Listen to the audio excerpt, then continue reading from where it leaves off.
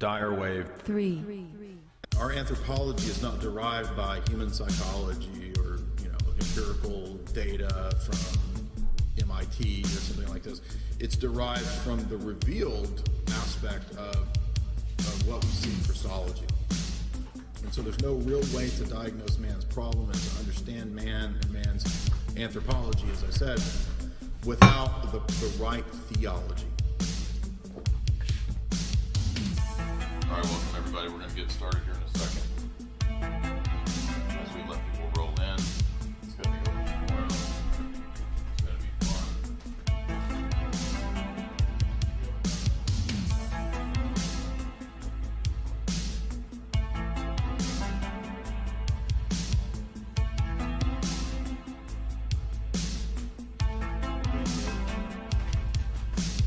I mean, my mom still lays up my clothes in the morning for what I'm supposed to wear that day, but I'm a big kid about it. I don't put no fuss.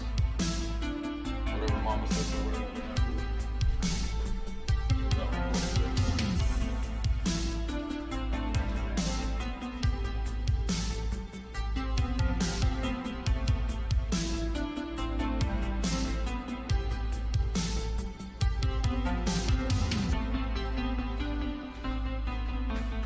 Disinformation operations in full effect.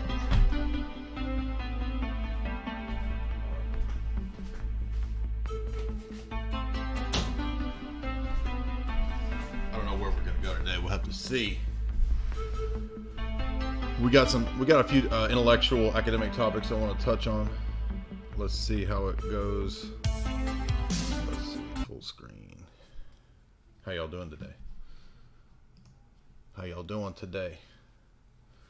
All the peeps. We got a full house over here on TGIF. Full house. We got Bob Saget. We got Dave Couliet. We got the two little monkey baby twins of the Olsons.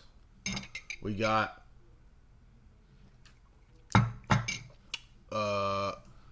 Stephen Urkel. We got, who else is part of TGIF over here on Full House? If you would hit like and share at the library. We got a bunch of people over here on the tweet deck. We got a bunch of haters. We got a bunch of lovers. We got a bunch of fake and gray people. We got a bunch of real people. I feel like I'm doing auctioneering. We got a bunch of fake and gay people. We got a bunch of fake and gay people. We got a real person over here. We got a real person over here. Bono Costuros is a real person. We got a fake and gay person over here. We got a fake and gay. We got a fake and gay. I got 25 fake and gays.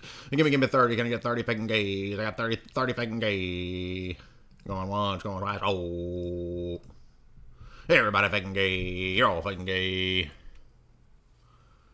When they played the Funko Pop song on InfoWars, he said, make sure and tell the audience that you're not saying F-U-C-K pop.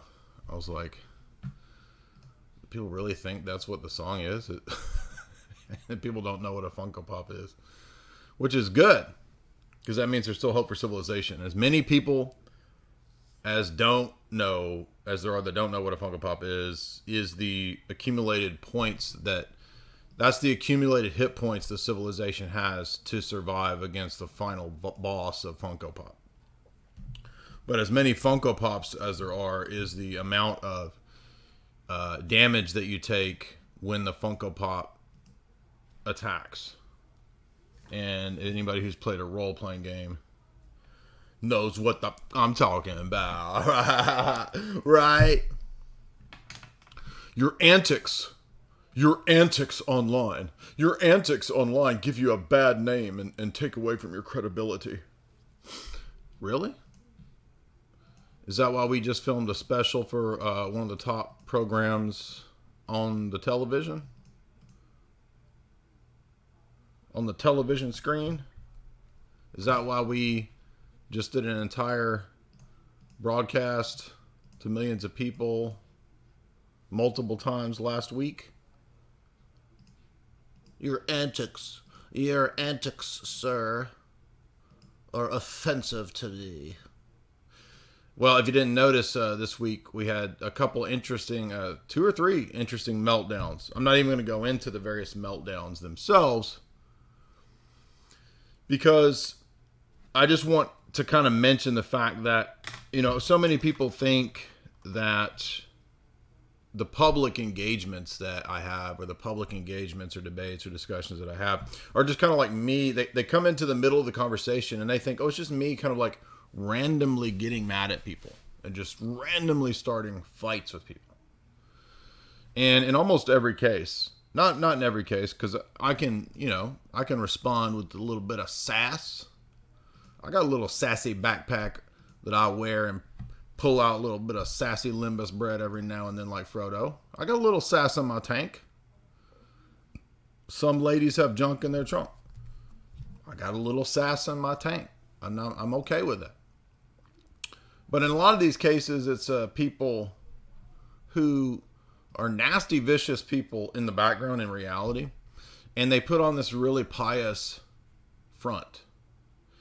And then people see me engage these people and reply to these people in a very matter-of-fact, direct way. And they think that I'm just being this random, mean person.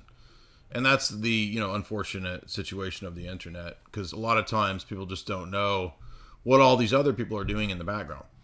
Now, most of my time is spent doing books. I don't have time to engage in a lot of underhanded activities in internet drama.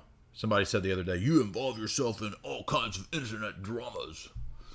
Not really. It's just that if you talk about controversial topics, you're going to get a lot of haters. And that just comes with the territory. I can accept that. We've dealt with these creeps and weirdos and strange, bizarre people, and people who are your friends and they're your, they're mods for a long time, and then they suddenly flip out and go and try to destroy everything because they're just petty little whiny bitches, and then they get obsessions over you and this kind of stuff, and they want to just constantly undermine what you do. And these are just really just passive aggressive soy males. And, from my vantage point, I would just rather not surround myself with these kinds of people. And so I constantly try to cut myself off of these kinds of people. Because you find over time that these are just not... They're people who are not loyal. They'll sell you out in a second for any little inkling that they think that they can gain with some other live streamer or whatever. So... it's just better to not even interact with a lot of these people. But sometimes you're forced to interact and forced to respond to people. And so the characterization that you started all these fights is not actually accurate at all. And with, for example, Michael Lofton, it should be evident, hopefully, to people who, have for so long, for the last 5 years, accused me of being the chief instigator and persecutor of poor Michael, who is just the most charitable person on the internet. And then now everyone can see that his own BFF he has thrown under the bus, because Michael wedded himself to Francis in actually the correct way. Theologically, Lofton is accurate when it comes to Vatican I. And so he's sticking with Francis and the impossibility of Francis's apostasy at the giant Islamic faith center, Jewish faith center, Roman Catholic Natural Theology Faith Center that Francis has blessed, the Abu Dhabi Abrahamic Faith Center. And I will give Ibarra at least a little bit of credit for admitting that that's apostasy. Or he says he is very troubled by it. Yeah, because it's obviously a surrender of the idea of the Trinitarian faith and the deity of Christ being necessary to worship God.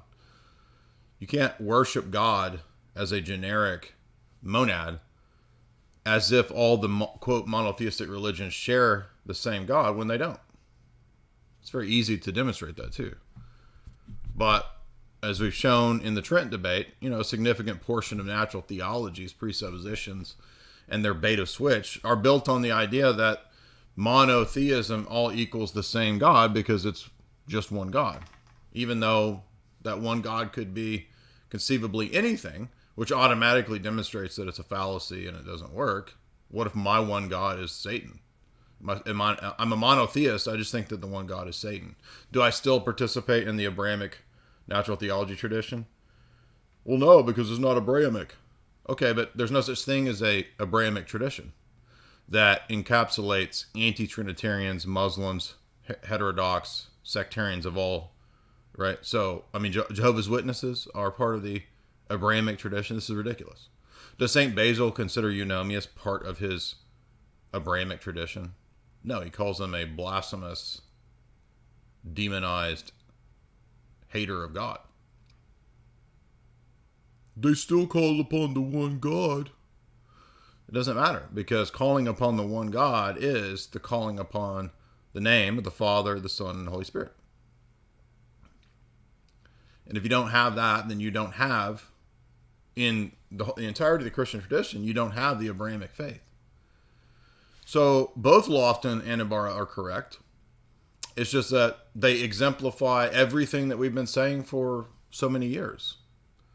But you'll notice that the deflection of the last 5 or 6 years on the part of Lofton was all about how he's persecuted. Everybody's mean to him.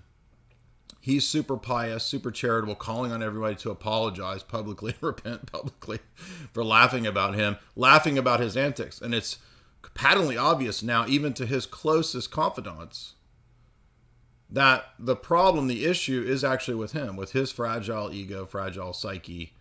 He can't take any bit of criticism, and he just spirals out of control at any point. And now he's dumped all the people that were helpful to him to begin to create his platform. And now he thinks he can, dispense with all these people because I guess he has Matt Fradd or whoever, right? And, that was obvious to me. It was predictable that he was going to do that. And he will just continue to, ruin relationships and spiral out of control. Notice that was the thing he said about all of us, right? That we were all just so mean, ruining people's lives, claimed that people death threatened him. That was all fake. It was all bullshit. So we're dealing with people who just constantly make up lies,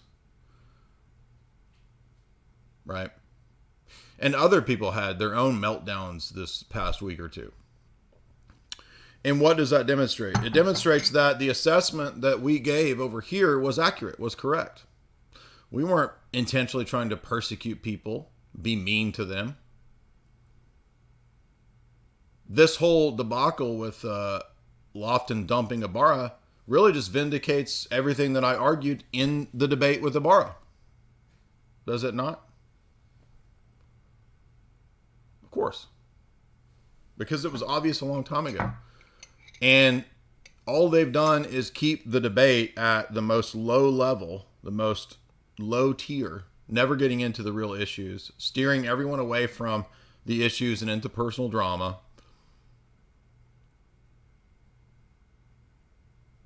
And there you go. So, no, it wasn't me being mean. Once again, we're vindicated, right? These are nasty, malicious people who put on a front of being pious. And I can't believe the lack of discernment in so many of you guys out there. Now, I'm not talking about my audience. I'm talking about the people that bought into this dumb drama as if we caused all this and started all whatever, all this nonsense.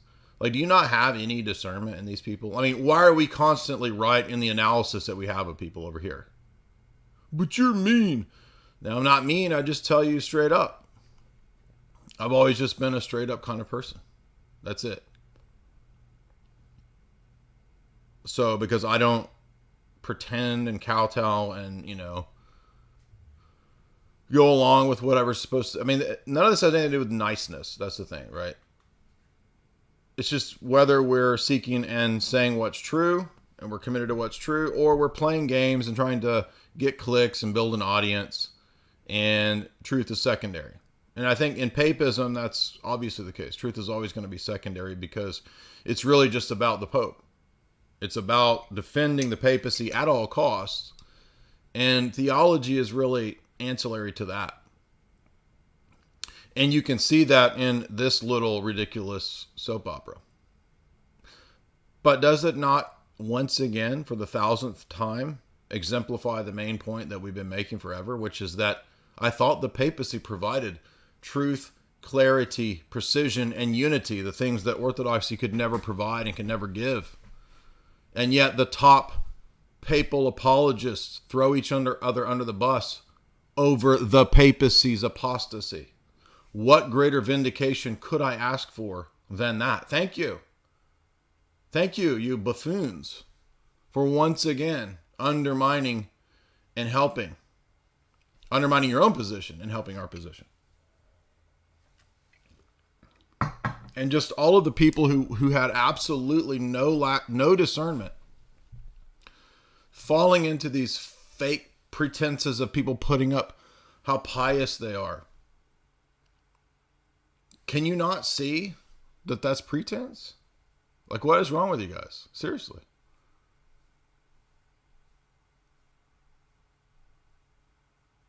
Anyway, so that was one surprising incident this week. And I mean, the whole thing is just going to keep unraveling because it's not ultimately about Eric Ibarra. It's not ultimately about Michael Lofton. It's ultimately about whether, in fact, the papacy is the case. Whether, in fact, it is a giant organized crime institution, as I've been, again, arguing. And it amazes me, too, that all of these Roman Catholics, especially, and this will tie into the so-called Orthodox as well, that have stepped forward to come after us in the last few weeks. Why is it that these people, who many of you just blindly put your trust in and want to believe that I'm your villain or your bad guy, why is it that they never talk about the public factual things that I talk about? And you could pretend and play your little piety games all day long as if, well, I don't care about those things because I only care, dear brother, to pray and to tell everyone, show everyone how much I pray. But they don't talk about the history of Gladio. They're not talking about Vatican organized crime, which is publicly demonstrable, especially since the revelations of Gladio in 1990. Do you know Gladio didn't come out until 1990? So let's look through this timeline of events, this wonderful timeline of events in the Paul Williams book, which I'm going to be lecturing through part 2 tonight. So I've finished Kohler's book. Remember Michael Lofton saying that, Jay Dyer over there talking about that the Pope is involved in some kind of globalism. Jay Dyer like he thought he's over there arguing that the Pope is involved in some kind of globalism, dog. What is even that? What is even that, dog? What is even that, dog? Yo, Eric, get your hands off of my donuts, dog. Yo, that's mine, bro. I brought you your McDonald's over there. Get off of mine. You on my donut tip, dog. What is even that? What is even globalism? What is even that?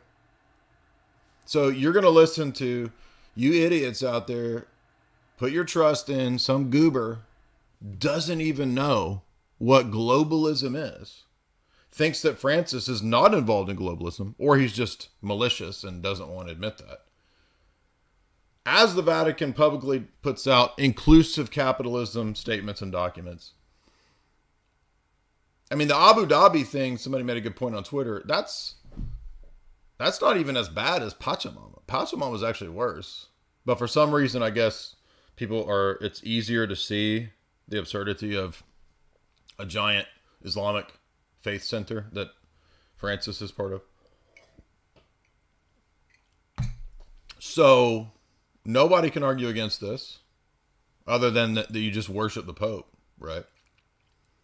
I mean, the Pope could erect giant Moloch statues in St. Peter's Square, and, Lofton and half of these people would be like, hey, dog, look, it may be human sacrifice, but look, that's a symbol of the Eucharist, dog.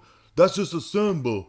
So just because they eating babies on the lawn of St. Peter's, I know St. Peter's don't have a lawn, but it sounds funnier. yo, that's just a symbol of the Eucharist. And I know that's a bad Lofton impression, but I'm doing it that way on purpose. Yo, thank you. Free coffees. Jamie brings free coffee. Thank you. I don't debate people. I hate people. That's what people think, right? I don't always debate people, but when I do, it's because I hate people.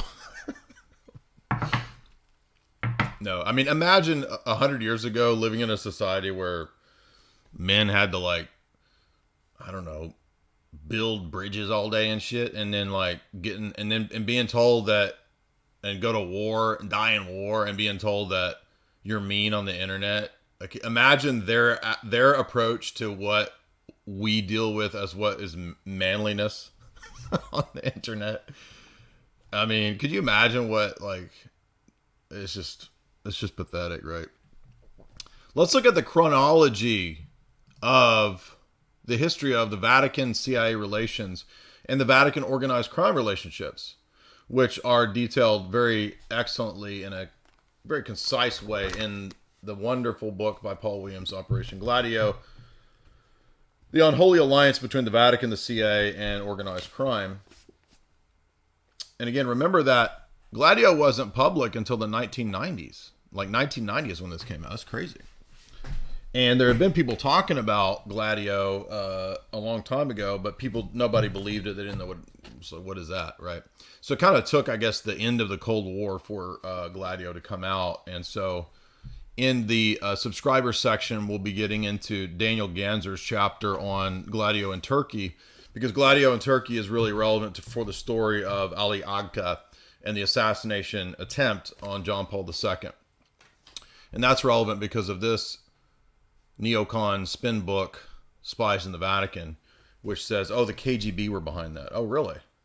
So let's see what his sources were, which they just happened to be two CIA people. So that's not very reliable. We'll get into all that in the part 2 for subscribers. But part 1 says, or excuse me, the Williams book says, in 1942, we have Pius XII creating the Vatican Bank connection with Lucky Luciano, who was at that time recruited into the Office of Naval Intelligence, which I did a whole breakdown of the history of the Mafia and organized crime and CIA and the ONI 2 years ago. 1943, we get Operation Huxley, which begins the drug trade, the heroin operations. 1945, we get these conferences where Mafia and CIA people are meeting, and they kind of plan the structure of Gladio, or what are called the stay-behind units, that will be NATO's secret stay-behind units connected with not just Bill Donovan, but also Galen, Reinhard Galen of the Galen Org, former SS, former tiny mustache man, henchman. And if you don't understand why this even matters, well, all the stuff that's going on in Ukraine ties into this, because it's this which trained all of those wild guys, Azov, in the Ukraine. And notice all of the American prelates and even the OCA prelates and OCA people, including Antiochian people as well, who call me a bad person. Guess what? Guess who they typically side with? Oh, those crazy tiny mustache men followers in Ukraine. Oh, so wait a minute. I am an evil, what am I supposed to be? They call me an extremist. They don't call me right-wing extremist, which is interesting because a lot of the analyses perhaps would say, what, that I'm not right-wing? I don't know, but the preferred term is extremist, which is generic because it doesn't say exactly what I'm extreme about or where my ideas are extreme. It just kind of loosely associates me with some kind of, quote, extremism. But now, wait a minute. You guys support actual tiny mustache men battalions, which would make you extremist. But then you pretend that you're Americanist liberals, or you're just so ignorant that you don't even know that this is how this whole thing runs, right? So again, what Roman Catholic public person has talked to you at all about the Vatican Bank? What of any of them have talked to you at all about Gladio? Have any of them covered how KGB blackmailed people in the Vatican and in the Orthodox Church? We just did multiple streams on that. And guess what? It's not just the KGB that operated in that way during the Cold War. Today's institutions do the exact same thing. And we just did multiple streams this week on that with Rachel and myself. And we've done multiple streams on this with competent Orthodox historians and authorities. Jim Jatras, Metropolitan Jonah, the history of the Cold War, KGB in Russia. So we actually have credibility on these topics. And I just expect that my audience is smart enough to recognize when I'm joking and being silly and when I'm being serious and covering serious topics. But of course, I guess people that are like sort of clicking through, they don't know that, they don't see that. I don't care. Like, I'm more interested in an audience that is actually informed, educated, can take action, knows their stuff, than a wide audience of idiots, which is what quite a few of these people obtain, right? So a lot of the bigger name people out there, you're talking about your Matt Frads, these kind of people, they're gonna get a big audience of people who know absolutely nothing. And will they still have that audience in 4 or 5 years? We'll see. There's no shortage of suckers out there that fall for all kinds of stupid things. And it's amazing to me how many people just fall for the public piety pretense stuff. Like, you just put up memes, just put up a PFP of an icon, and you could be a 19-year-old dork who actually just openly promotes straight up heresies like Patriarch Prime, and thousands of people will follow you because you're based and red pilled.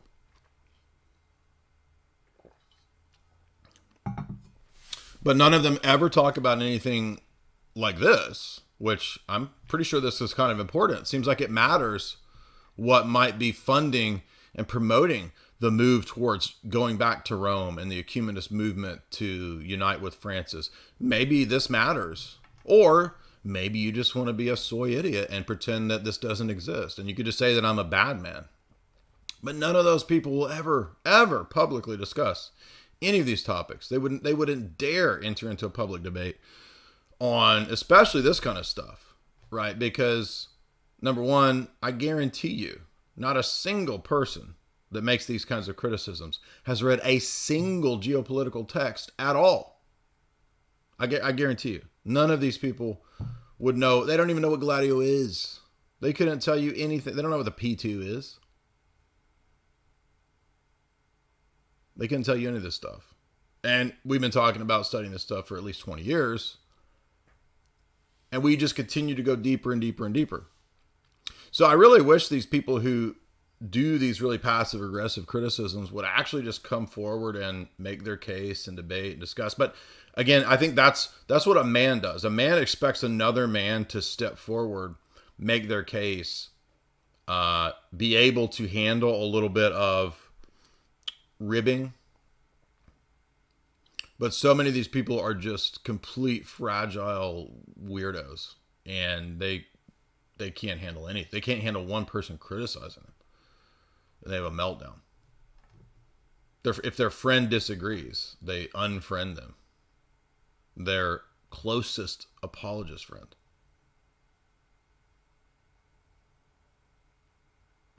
So, and it's amazing too, because it's so obvious to me that a lot of it's like just the easy kind of lazy track, to be really lazy and just to, he's talking about something that I don't know about. I've never heard of this. He's a bad guy. Let me explain why he's mean. And I will undercut his morals and make him look morally like a bad person, and then people won't listen to him. That doesn't work except on the lowest quality audience people. So you can gain a bunch of low quality people. And again, one thing I've noticed, so 5 years ago when we had Antiochian individuals coming after me, trying to get me excommunicated, like Father Damick, and there were people at that time who default sided with Father Damick because, well, he's Father Damick. And I did a criticism as well of Father Stephen Freeman, and a bunch of people default sided with him just because, well, he's Stephen Freeman. Who are you? Okay. Yeah, maybe I'm the worst human being ever, but what about what I'm saying? Is it true or is it false? Right? And do you know how many people over the years have later said to me, you know what, you were right in all that. I can't believe I didn't understand how ridiculous Father Damick was. I can't believe I didn't see how ridiculous a lot of these OCA clerics were. I just thought you were being, mean on the internet. No. Why would I work for years, 5-6 years and more, even before being Orthodox, to try to bring people to this if my goal was to not bring people to this? It doesn't make any sense. So let's get back to this excellent chronology. 1947, at 46, Lucky Luciano hosts the Havana Conference, one of the key mob conferences that will relate to the eventual funding of Gladio. 1947, CIA is established. 1947, we start to get heroin imported into America, especially to black communities. And that was done at the behest of the OSS and the CIA on purpose. They talked about doing it at those meetings. 1948, the Vatican is then given $65 million in 1948 money for a secret black fund. In 1951, the CIA develops drug trade together with KMT. This is the Golden Circle area where you can cultivate poppies and all that kind of stuff in that area. This is before Afghanistan. Then we have the establishment of Mockingbird in 1953, which is the CIA's control of the media at that time, print and TV journalism. 1955, establishment of the Catholic connections and circles of Gladio, which included priests, by the way. Priests who were actually trained to fight, which is against the canons, but Roman Catholics, of course, don't care about canons.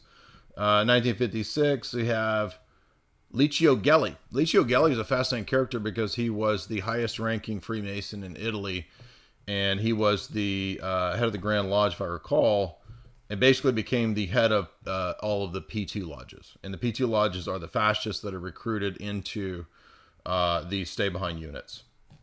So yes, I know that sounds odd. What, I thought Mussolini was against Masons.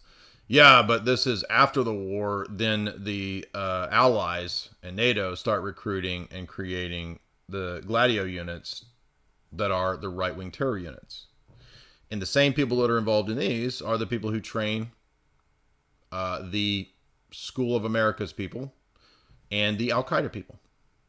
So it's not hard to figure this out. It's a very simple strategy of tension plan. Same strategy of tension model, again, used for the School of Americas, which included Jesuits, by the way, used for the Al-Qaeda training, because the people are trained by the CIA.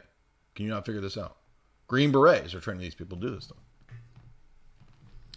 So Licio Gelli is this top P2 Mason, and he's in charge of the P2 lodges everywhere. Okay. And there's another meeting where we get this figure named Michel Sindona in 1957, and he becomes the mob financier. Also the same year as the Appalachian Conference, the famous Mafia Conference. And that was still at a time when people said the Mafia didn't exist, right? Remember, what's his name? J. Edgar Hoover famously had this public statement: there is no such thing as organized crime in America. It doesn't exist. As the Mafia Conference was happening. It's kind of unbelievable. But then we have a creation in 1957 of various front banks. And in 1958, we have the famous Don Vito Genovese goes to jail. 1959, P2 lodges are established on NATO bases. So this is spreading literally to NATO military bases. Gladio mounts the 1960 coup in Turkey. And that's relevant because this proves that the CIA was there basically setting up the Turkish Secret Service, the MIT. And that's what Ganser's book covers in the chapter on Mehmet Ali Agca, the would-be assassin of John Paul II, who was recruited via the CIA Grey Wolves in Turkey.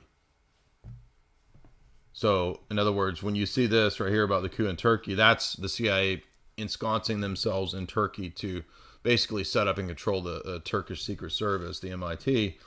And then they would go and recruit these groups of young guys called Grey Wolves, who were Turkish supremacists, who would involve themselves in assassination operations. And so Ali Agha had killed a person named Ipeki prior to being tasked with the John Paul II assassination attempt.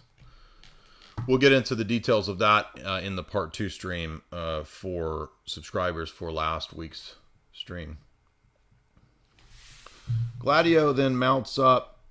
Let's see. Paul Hellowell, CIA operative, forms the Castle Bank and Trust. It will be one of the shell banks, front banks for this giant operation. There's many of these, by the way. There's multiple. There's like 10 or 15 banks that are all kind of tied into this big Vatican bank scam. Paul Hellowell, let's see, 1962, the strategy of tension, which is Gladio, basically, gets underway with the murder of Enrico Mattei. Vatican is bugged. Kohler talked about that, the CIA bugging the Vatican. They wanted to make sure that the Paul VI didn't side with the Soviets, because CIA was concerned that Paul VI was the pink pope. Well, John the 23rd and Paul VI. And so they actually helped Paul VI get elected, the CIA, according to Williams. But they were concerned that he wouldn't stay on course. So they bugged the Vatican. And then in 1963, Paul VI gives the papal knighthood to Licio Gelli, the head of P2 Masons in Italy. And that's amazing because, you know, it's not like in the 1960s the Vatican was knighting complete demonic goblins and nobody else ever since, because John Paul II knighted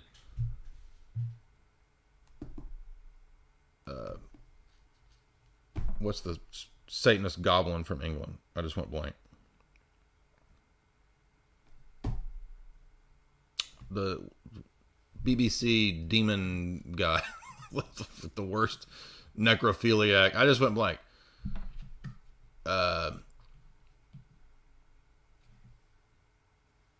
The most obvious Savile. I'm sorry, I don't know why I couldn't think of it. Yeah, so remember John Paul II knighted Jimmy Savile, and he didn't know. He didn't know. Of course he knew. Of course he knew. You think he wasn't vetted by Vatican Secret Service and to get knighted by John Paul II? John Paul II was consistently advised and briefed by the CIA throughout his whole tenure. He didn't know who Jimmy Savile was. He didn't know. He's a good man. He's a good man. Oh, that's why he covered up all the pedo stuff for so long, because he's a good man, right? He didn't know. He didn't know. Has Eric Ibarra or Lofton or any of those people ever talked about any of this? Have they ever talked about any of this? He didn't know. He met with him, but he didn't know. He didn't know. He didn't know. Oh, okay. So yeah, the biggest assassin / blackmailer Satanist in the world at that time, right? Oh, they didn't know who he was. Oh, they just handed out a papal knighthood, and because there was such this looked so bad, then they started saying, well, maybe we should strip him of it. Oh, like you didn't know who he was at the time. Like you didn't know who this British intelligence fixer was when you gave him the knighthood. Just like they didn't know, Paul VI didn't know who Licio Gelli was. Of course he knew who he was. Licio Gelli is setting up the money to come into the Vatican Bank from the CIA for the Gladio operations. What do you mean I don't know who he was? I mean, just the stupidity of some of these people is kind of unbelievable. Like, the naivety, I guess it's the naivety. It's not even stupidity, because a lot of these people are smart people, but they're naive about how the world really works. And they're arrogant because when you start telling them about how the world really works, you're a mean person, conspiracy theorist, and I don't have to listen to you because you're mean. Just childishness.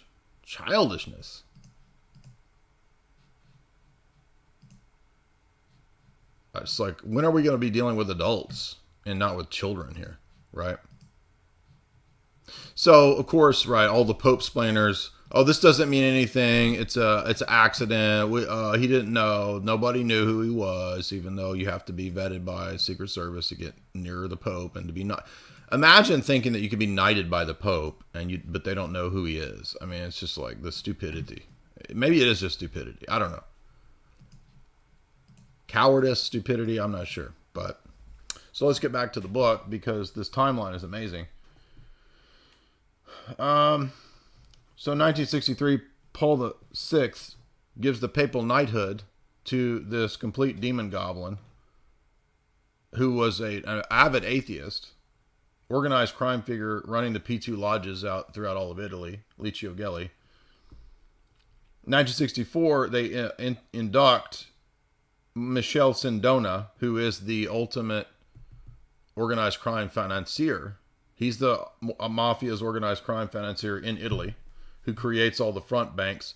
And what's amazing is that it's the same model as FTX. So if you notice how the FTX money laundering scam worked, where they would take the client's money and then gamble with it, and then everybody lost everything. These people did the exact same thing with Italy's pension funds in all the Vatican bank scandals of this time. So they just robbed millions of people, millions of dollars. It's pretty amazing. Oh, but the Vatican Bank is a holy thing, right? Imagine being a Roman Catholic and not believing that this is a giant organized crime racket. And when you tell them it's a giant organized crime racket, they tell you how you're a bad person. Imagine that. This book is written by a Catholic. Okay. As are pretty much all of these. Kohler's book, Roman Catholic. David Wimhoff, Roman Catholic. Paul Williams, Catholic professor. So it's all your own people. Okay, I'm not reading Orthodox conspiracy books. Reading your own books. 1968, the Medellin Conference. Monsignor Paul Marcinkus becomes the Institute of Religious Works, that's the Vatican Bank, secretary. And he ends up as one of the key organized crime figures here, who I think he ends up getting arrested right before this all comes crashing down. It's Marcinkus who's one of the key figures running this. He's the actual Vatican Bank guy, right? 1968, Ted Theodore Shackley makes the deal with Santos Traficante, who is the Florida organized crime boss in Saigon, to import the heroin through Miami. They set up a front bank down there. 1969, Michel Sindona is officially anointed the Pope's banker. So the most famous organized crime figure in finance in Italy is the official papal banker. So let's work our way through the rest of this chronology. And I share this chronology on my Twitter today. So if you want to see that, if you don't get all this, you can go see it on my Twitter. CIA establishes in 1970 the MIT in Turkey. That's the Turkish Secret Service, wherein you get the recruiting of Ali Agha through the Grey Wolves. 1970, Borghese, that's, I think, Italian Gladio. 1971, CIA funding for Opus Dei. And that's a big part of this book. The black money that goes from the CIA to Opus Dei into the Vatican Bank, and that's part of how they funded Gladio.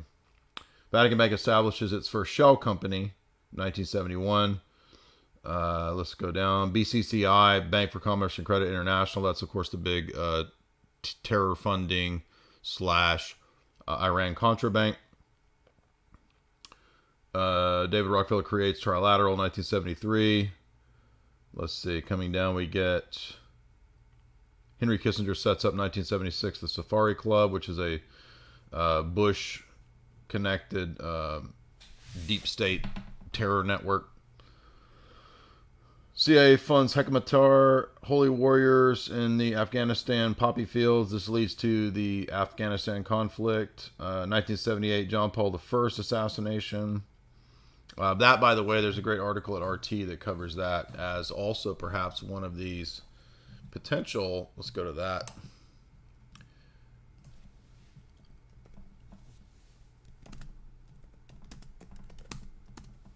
And this is relevant because both of these seem like similar operations.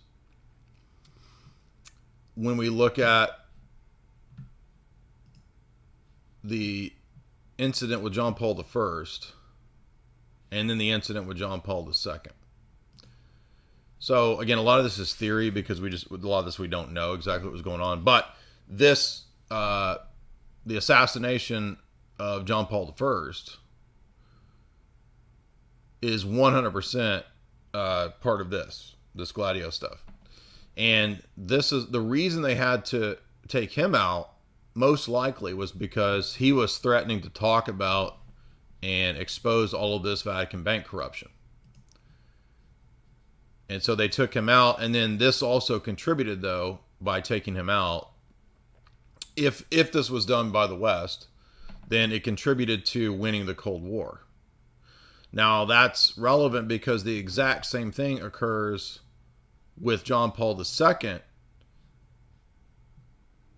and that literally ends the Cold War. Because the John Paul II assassination attempt and then the CIA funding of Solidarity and Lech Walesa is actually what leads to the end of the Cold War. And that's covered extensively in here. Now, this is a pro-neocon, pro-John Paul II Cold Warrior book. Okay, so this is a defense of that. And what Kohler admits in this book is that, yeah, of course the CIA totally 100% the entire time advised, handled John Paul II, and that was so that he could be a symbol to end the Cold War, bring down the wall, as well as they coached him on his support for Solidarity and Lech Walesa. Okay. So that's what basically is the key ideological and also economic collapse of the Soviet Union, victory of the Cold War for the West, right? Because Walesa organized all these strikes, and that really damaged the Soviet economic situation. And all of that money for Solidarity came from the Vatican Bank via this stuff. Do you understand how that works now? See that? So what I'm saying is that I don't know the exact specifics of either attempt, but we can fit this into this Cold War picture and get an idea of probably what went down, because if John Paul I was assassinated, which most likely he was, then that was because of all this drama connected to the Vatican Bank. And here is this article, if you want to read it. It's pretty good, by Neil Clark, who is a British analyst. This makes perfect sense with what's going on over here in John Paul II. So the assassination attempt of John Paul II, right? It's exact same issues as what's behind the John Paul I assassination. Again, even if we don't know exactly who did the John Paul I assassination, what we do know is that it was because of all of this Vatican Bank Gladio stuff. Now remember, in 1990 is when Gladio first comes out. Nobody knows about Gladio until 1990, except certain people had been mentioning it, like people in Turkish intelligence, and they didn't even know exactly the extent of it or what this was all about. And that's why the Vatican Bank scandal is such a big issue, is because that's all part of this Gladio Cold War, stay behind, strategy of tension, giant program. So actually Gladio is a giant program throughout all of Europe and even in neutral countries, as Daniel Ganser's PhD thesis has shown. So let's look at what actually was going on with Gladio. We'll look at his chapters here.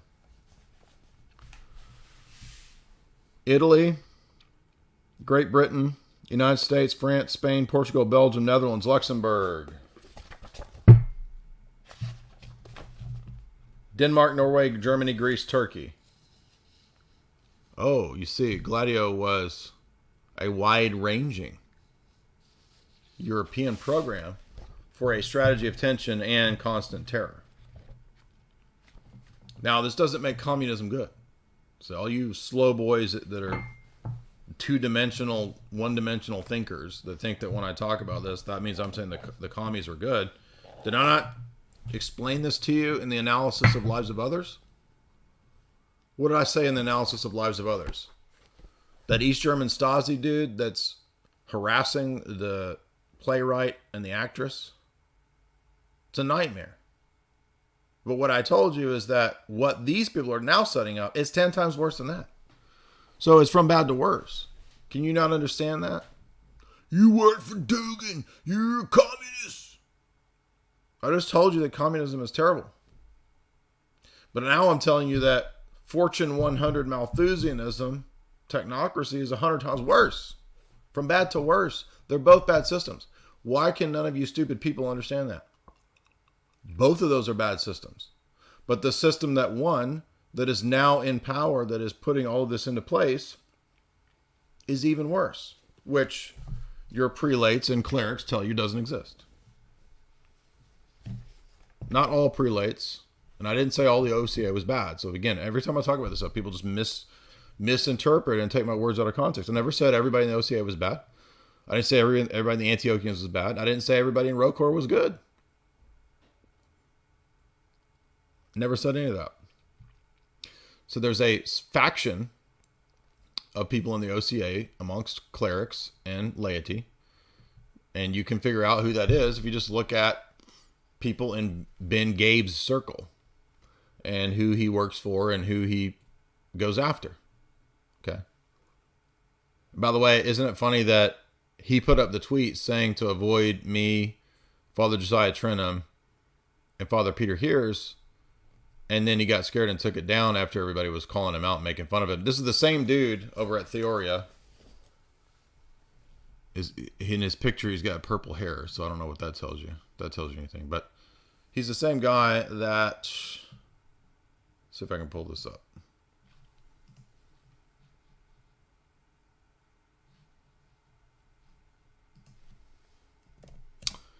Was teamed up working with Damick. I don't know if they still work together, but they might as well. So it's, again, it's all the same networks of people, dude. It's like people go, who are these people? What's going on? Can't figure it out. Okay, well, it's these people.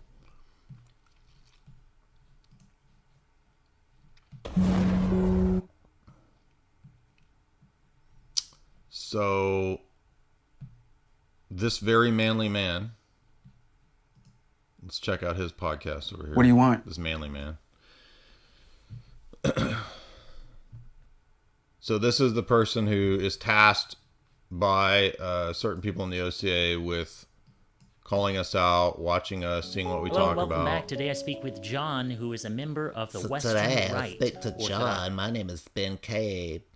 Look at my hair. It's just kind of growing up towards the ceiling. Maybe I just woke up with a little bit of electricity in my head. I don't know. I touched a Tesla ball today and it made my hair grow. Church, the Western Rite Orthodox Church. Today we'll be discussing, Western Rite today. what is the Western Rite and why it's important to the Orthodox mission in America. But before we jump in there, I want to share with you a word of encouragement from a fellow viewer or listener who called into our voicemail box to leave the following. Hello, I was just So he goes by the name Wholesome Henry. So anybody that has to tell you their wholesomeness publicly probably isn't wholesome. And this is the same individual who, when a young man took his life, Ben Cade capitalized on that by tweeting about how it was the fault of Father Peter Heers for giving bad spiritual advice, and basically was looking for internet clicks from a teen suicide. So yeah, that's the kind of person that we're dealing with here. That's the caliber of individual that we're talking about. Oh, and he's got a wonderful book here on gender and the soul. He's just so sweet. And I hope all you sweet people just run over there and give him sweet kisses. So, yeah, there you go. So that's one guy. And I wonder who he might be tasked with, who sent him out. I wonder. Well, in the future, if these people continue to push, then I'll just do a stream and name all of these people for you. So, but I'm waiting to see what they do. If they keep pushing and if they keep trying to do this, coming after me, which I never talked to this dude. I don't know anything about this dude. This dude, of course, was tasked with coming after us. And you can see what kind of a guy we're dealing with here. So, Wholesome Henry with his purple-haired people eater. This is good advice from LCA and Antiochian priests. Don't listen to Father Heers and Father Trenum or J. Dyer. Just listen to me, because I'm so sweet. And my hair just goes up in the air like a little chia pet. But they're just so mean over there. They're just so mean. And by the way, lock your churches down and get your 15th booster. Because I'm Ben Gabe and I told you to get your 15th booster. Did you? I hope you did. Hope you did. Also, lock your churches down. And if you don't, you're liable to murder charges, according to Archbishop Benjamin. And I'll take you to court for murder charges, is what the Archbishop said. That's just such a wise policy, because they're such righteous men. So there's Ben Gabe for you. That's Ancient Faith Radio, Father Damick circles there for you. And by the way, just to be clear, here's what Lofton said. Here's Eric Ibarra. Eric can't just put up a comment. It's got to be a wall of text. Michael asked me if I thought he should be ashamed about Pope Francis. I said yes. I'm afraid to say so. That is when Michael accused me of going down a dark road that he wanted nothing to do with. And he broke his professional relationship with me and subsequently unfriended me on Facebook. I also heard that he did a Patreon video about me in private, the contents of which I know nothing. So there's Eric Ibarra explaining his breakup with Big Daddy Lofton, Loft Dog. Yeah, boy. So again, these are the types of individuals that we deal with here. This is who we're dealing with. Did I not go to the... Was I on the wrong page? Or is it just behind? Yeah, there you go. You guys saw it. Yeah. The screen back here is a little behind. So there you go. So the nexus of individuals who are now, furious at me, who hate me, including the cleric faction. You're talking about people who want ecumenism. They want Skittles everywhere. These are people who openly push this stuff, okay? And covertly push it. So some of them say they're against it, but they covertly push it. And we know all of the individuals, all the priests and all of them who do it. And, it's just really tempting to just publicly list them all. Because they've all made lists about us, who to avoid. And so we just need a list over here of the people who put up the list of who to avoid. Because we keep getting asked about it. And so many of these people operate in the shadows, right? So they actually derive power from the fact that they don't openly come out and do any of this, right? So the bishops behind this task Ben Cade with doing it because they won't actually do it, right? So they get this goober, this soy man goober to come on the internet and do it for them. Anyway. So for the people that are asking, why do you always talk about this? Why you talk about these people? How dare you speak to... Well, these people are constantly trying to subvert and undermine. So sometimes you have to clap back. And they keep pushing. They push us. They push and push. And so many people are just total cowards, especially in the church circles. They won't do anything. They won't speak out. They're complete cowards and scared of all this stuff. And I mean, over here, I don't care. Like, I'm not under any of these people. Like, they can't excommunicate me. They can hold their meetings and ban their parishioners from listening to me, which is weird. Like, and it's interesting too that none of those people will actually deal with any of the arguments, any of the issues, it's all just bad person, avoid him. Bad person, avoid him. Bad person, avoid him. And again, that only works on the lowest quality individuals, right? The people that are completely turned off their brains, the boomers in the church, when they commune TRANS people, when they commune Skittles people, they're just wanting to keep those boomers that are there who are fine with all that and oblivious to all that. Which, by the way, a large portion of the OCA is that way in terms of the laity. I mean, a lot of OCA churches, they'll commune anybody. But if you're against it, we need to have a talk. Maybe you need to be banned. Maybe you need to be excommunicated. Oh, but if you're for it, maybe we should raise you to being a cleric or a bishop. Like, oh, you're for all this. Oh, wow, you might make a great bishop in the future. So that's how it actually works. And I'm sorry to tell you that, but that's the reality of it. And that's not me making this stuff up. That's me after talking to 5 different priests about it, including people who were run out of the OCA. So anyway, if you would hit like and share. Also, you could support the stream via the super chat function. Let's get to the rest of the Williams book here in terms of the Gladio operation, because there's just a little bit left. So we have, let's see, let's go down to, now you start to see why Afghanistan matters, because Afghanistan is another opium market, you see. That's a big part of it.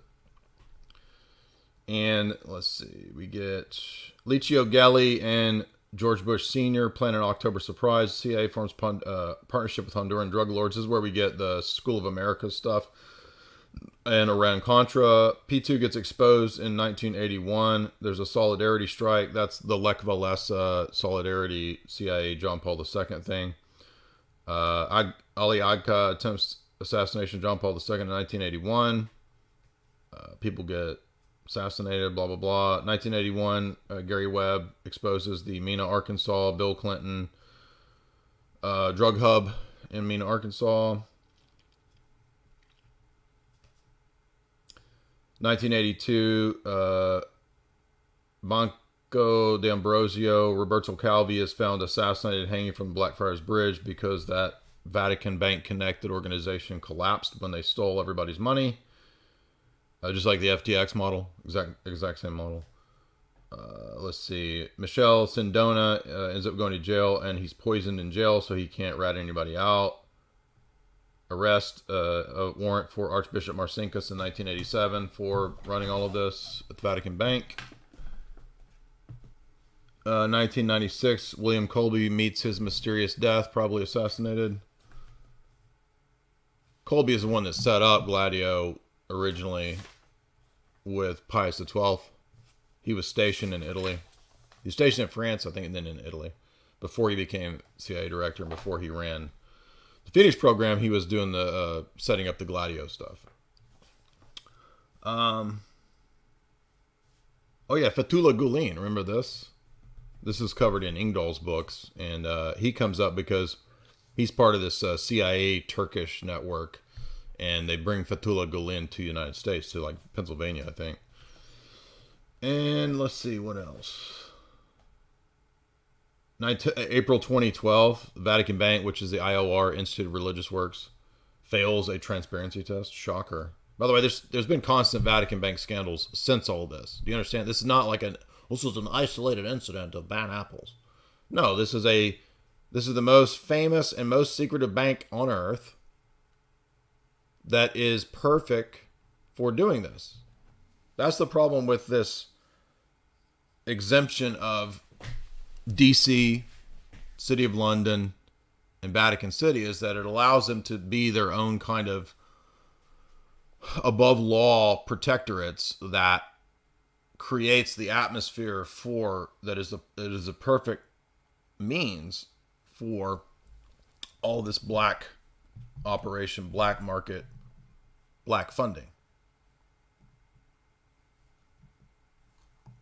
So anyway, hopefully you guys are starting to understand, get the picture. Is that clear enough? Do people understand that?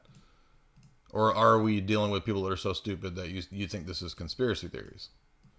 Okay, there was two elements where I talked about theory in this. Okay, one element was the theory about John Paul I, and then two competing theories about John Paul II. Nowhere else in this conversation was I talking about theory. The rest of this was just from public geopolitical writers and analysts. Wasn't talking about theory. I do want to hit on more of the Galen network and this kind of stuff, because this is fascinating and it ties into the Ukraine stuff. So I didn't even realize how tied into this Ukraine stuff all this was until I got into the Gladio stuff, right? And by the way, isn't it funny that Kohler's neocon Cold War thesis, there's no mention of Gladio, no mention of Vatican Bank scandal, no mention of PEDO scandal. So where was all that in your... And what is the real issue here with all this blackmail and all this stuff? This is how the Vatican got corrupted and controlled. And by the way, this is partly why Ratzinger was forced to step down. So that's why all this matters. And by the way, that doesn't mean make Ratzinger was some trad hero. Okay. Ratzinger is just another type of modernist that's not as radical as these other figures. And then when we get into the history of Bergoglio and his mentors and his background with World Economic Forum people, it's patently obvious what is going on. That's why Ratzinger didn't want his book about Skittles seminaries put out until he passed away. Because he's telling you that this is the mafia. I'm not talking about the Italian mafia. They don't really matter anymore. The real mafia, these people, CIA and NATO, that's who's been controlling the Vatican. Clear as day. And all of these books testify. In fact, even the book that says it's a good thing testifies to the fact that that's who controls all this. These international networks. And that's why Francis goes along with all of the same things that Klaus does. Openly. That's why Francis is creating the ecumenist Abu Dhabi triple faith, triple attack, triple threat center. Because ecumenism has always been a CIA project. Now, I know it extends before the CIA.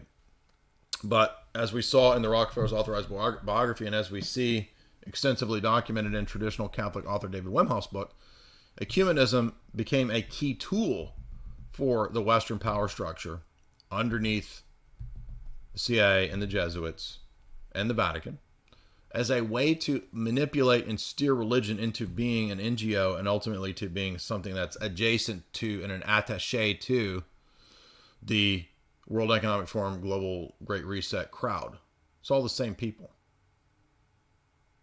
So, who runs it? Trilateral Commission or the CFR, the Bilderberg Group, or Great Reset Davos people? Who runs all? It's all the same people. They're all part of the same steering committees. These are the same people that are in the different committees. So, I'm sorry for the slow people out there that can't figure this out. This is how the world's really run. I'm trying to break it down and make it easy for you. Does that make sense? Are we getting it? Do people understand? And all these dum-dums that think that the tiny mustache men in Ukraine are based. These are not based people. Okay, these are assets and tools of Washington, dummy. You see this? I mean, all this Galen Network stuff and the Otto Skorzeny stuff, like it goes so deep. You understand? This is Haaretz. Can you read this? Haaretz. Tiny mustache man's key guy, Otto Skorzeny.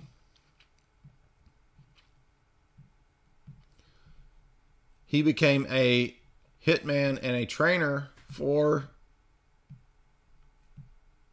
Israeli people. Does that make sense? Did you know that? Oh, based, trad, oh, based, trad, based, oh. You guys are just really naive, man. It's just so silly, right? These 20th century ideologies are not real things. And I don't know how to break it to you guys.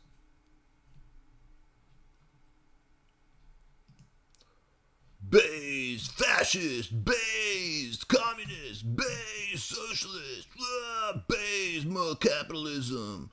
These are all controlled quadruplectics. And yeah, some of these are worse than the other ones. But that doesn't mean the ones that are less worse are the ideals. And I'm sorry. I'm sorry it's this way. I don't know what to tell you. So you got the people that think that all this is based. So one of these groups that was coming after me on Twitter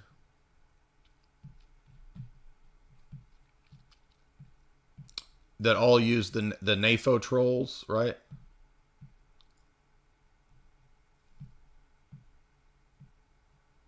They were all championing the TRANS on their profiles. So imagine the upside down world where you think these people are based and trad as they support and champion their quest to fight for TRANS. What?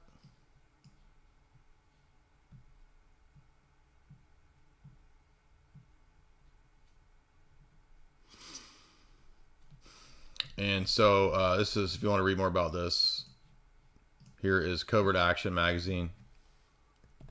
There is a write-up on that they did.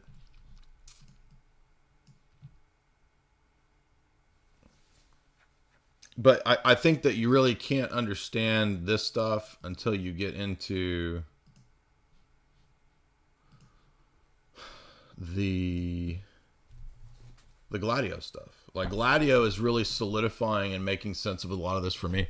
Because, I mean, I was already against all this goofy Ukraine stuff, but I didn't really understand. I knew that Ukraine was, as this article says, a 75-year-old proxy for the West.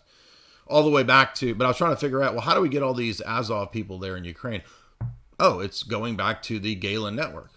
That's how. And the Galen Network is a instrumental component of Gladio. That's how. And that ties into Paperclip. Now, all the level 1 red pill people will be like, why are you talking about Paperclip?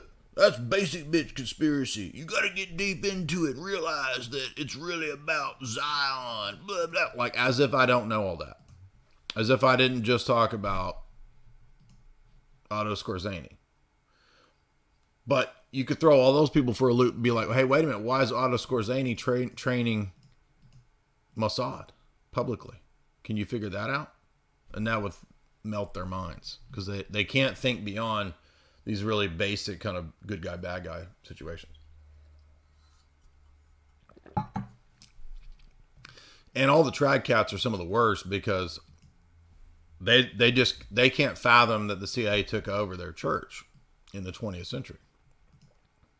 So they have to frame everything as this good guy, bad guy situation, which is what the Kohler book does. where it's like, oh, so the KGB did all this.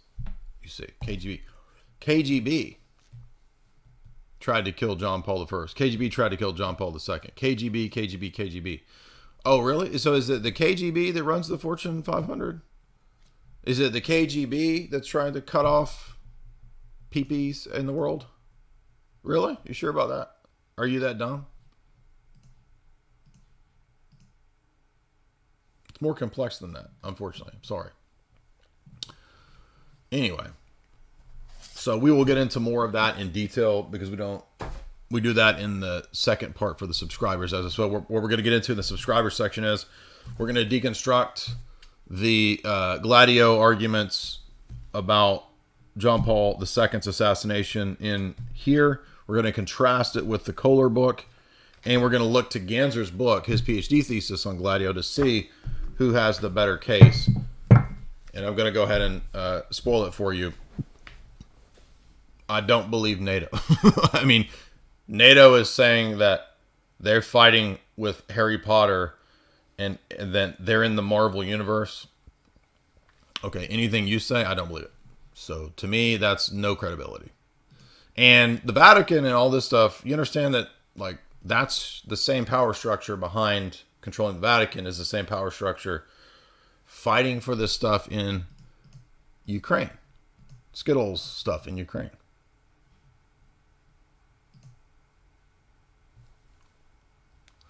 That doesn't make... It doesn't have anything to do with, oh, so you're a Russian bot. You work for Putin. No, I don't work for any governments. I work for myself. And I don't trust any public governments to be my savior. Never have. So, if Putin does good things, that's great. If he does bad things, that sucks. Same, I'm so tired of being asked about, what do you think about Putin? What do you think about Elon Musk? What do you think about Donald Trump? I don't think much about them at all. Honestly, that I don't. Like, if they do good things, that's good. If they do bad things, that sucks. But I don't sit around speculating about Putin and Elon and Trump's motives. Because, number one, I can never figure out what people's motives. I'll never know what their motives are. So what's the point of sitting around speculating about motives? And it's just, I'm so tired of that stupid question. Because it's like, well, how am I supposed to answer this? Like, you want me to pick a side between whether I'm pro or anti-Trump, pro or anti-Putin, pro or anti-Elon Musk. And it's just like, this is really childish stuff, dude. I mean, the world's complex. I don't know their motives. I don't know whether they're good or bad ultimately. So that's why I say, I don't know. And I think as you get older, you realize that, right? When you're younger, you want to be very rigid, black. Everything's black and white. Everybody's, you know everything. You know who good guys and bad guys are. But you really don't know anything. All right. If you would hit like and share. If you want to come on the live stream and you want to have a discussion, you disagree, you want to argue, as long as it's within YouTube terms of services or whatever, you can. Hit the request to speak button. Now, because it's Lent, I'm going to try to refrain from debating anyone, unless I'm just absolutely forced to reply to the worst types of arguments ever.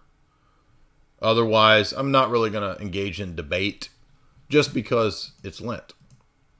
And for Lent, I'm going to refrain from debating, not because anyone told me to, but just because I think it's a good practice to not focus on that kind of stuff. If you want to ask a question, if you want to speak, if you want to disagree, just hit the request to speak button and I'll let you on and you can speak. Nobody wants to speak. That's a first. I should have put debate up there because if I put debate, then people are chomping at the bits. But I didn't want to put debate because I'm trying not to debate. So I put discussion and chat. Why you always want to debate? Well, for one, because a lot more people will be engaged if you put debate. If you put discussion and chat, that people are not really hip to that. Why do I have the foot cam? Because I have a stupid glass desk. That's one. This desk was gifted to me and it rocks and it makes noises and it sucks, but I just have not bought a new desk. So if you want to send me super chats and buy me a new desk, okay, sure, I'll get a new desk if you send me, a couple $1,000s of super chats, and I will love you and I will get a new desk. How's that? Nobody wants to chat. Nobody has any disagreements. Does anyone know about Gladio, NATO, Vatican Bank? Do you want to come on? Nobody knows about this? Nobody cares? We do have a nice crowd here. We got 550. All right, we got a request to speak here. Let's see who wants to speak. Buck. What's up, Buck? I'm scared to let Buck speak. I don't know what the... Makes me think of Kill Bill. Hey, I got a question for you, man. What's up, dude? All right. So, I'm catechumen right now, and I have a question for you. How do I explain to my Protestant parents what theosis is? I would use the biblical analogies and terminologies because Protestants are going to be, the most familiar with biblical stuff. So I would say, pull up John 17 and walk them through the chapter and point out that Jesus says that we're going to get a real participation in uncreated glory. And, glory, God's glory that Jesus shared with the Father and the Spirit before the foundation of the world can't be a creature because God's not a creature. So what we're being given is a real uncreated reality, a real uncreated gift. So that means that grace, glory, immortality, right? Paul says in 1 Timothy 6 that God alone dwells in immortality. Those have to be uncreated realities and not created realities. So You could start with those things, those biblical terms, or, Peter says that we are partakers of the divine nature. Okay. Because I think I remember, because I was actually talking with a friend about this. There's a part in when Moses comes down from Mount Sinai with the Ten Commandments, and it was explaining that he was glowing, that his skin was glowing, and so me and a friend of mine were talking about that, and I was like, well, maybe that's a form of maybe Moses was, feeling a form of theosis of course. At that moment. In fact, Paul says in 2 Corinthians 3 that that's the model for the New Testament. So 2 Corinthians 3 says that when Moses came off the mountain and he was glowing, that he was glowing with the uncreated light. So absolutely, that's the same uncreated light of John 1. It's the same uncreated light of Matthew 17. It's the same uncreated light in John's epistle. And that's the uncreated light that is reflected in the face of Moses, because Moses, Paul says, was glorified in that action. So glorification is not something restricted to the eschaton like Protestants and Roman Catholics think. Yeah. Well, I appreciate it, Jay. That's pretty much the only question I really had for you. I've definitely been trying to get my family to come at least to one liturgy with me. Good. And awesome. I really enjoy your content, man. And I also have one more question for you. When are we getting a rap album? I'm curious about that. Well, we had a producer from one of these big shows. I won't say which one. It was the thing that we filmed last week or 2 weeks ago in Texas. We filmed a big thing for one of the biggest shows out there. And he said, I want more rap songs. So there's quite a bit of requests for more rap songs, and let's go, man. I'm happy to oblige. So I will continue to give you cringecore out the wazoo. Yo, man, that's lit, bro. Well, I appreciate it, Jay. You have a good rest of your night, man. You too, man. Thank you. Good questions. Brandy Buck, a toque or a brandy buck? Fool of a toque. You got to hit unmute. Unmute. Are you talking to me? You were muted. Oh, okay. I just have a question. You probably covered it before, but what are your thoughts on Vatican-II? Yeah, we have a lot of live streams and talks breaking down Vatican II. I think that on the religious sphere, Vatican II was a capitulation to the liberalizing forces within the Roman Catholic Church.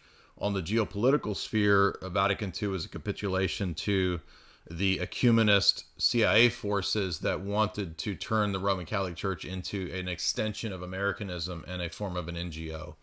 And that's detailed in multiple books that we've covered for many, many years. So it's a theological liberalization, a Protestantization, and a geopolitical softening, turning the Roman Catholic Church into a form of soft power.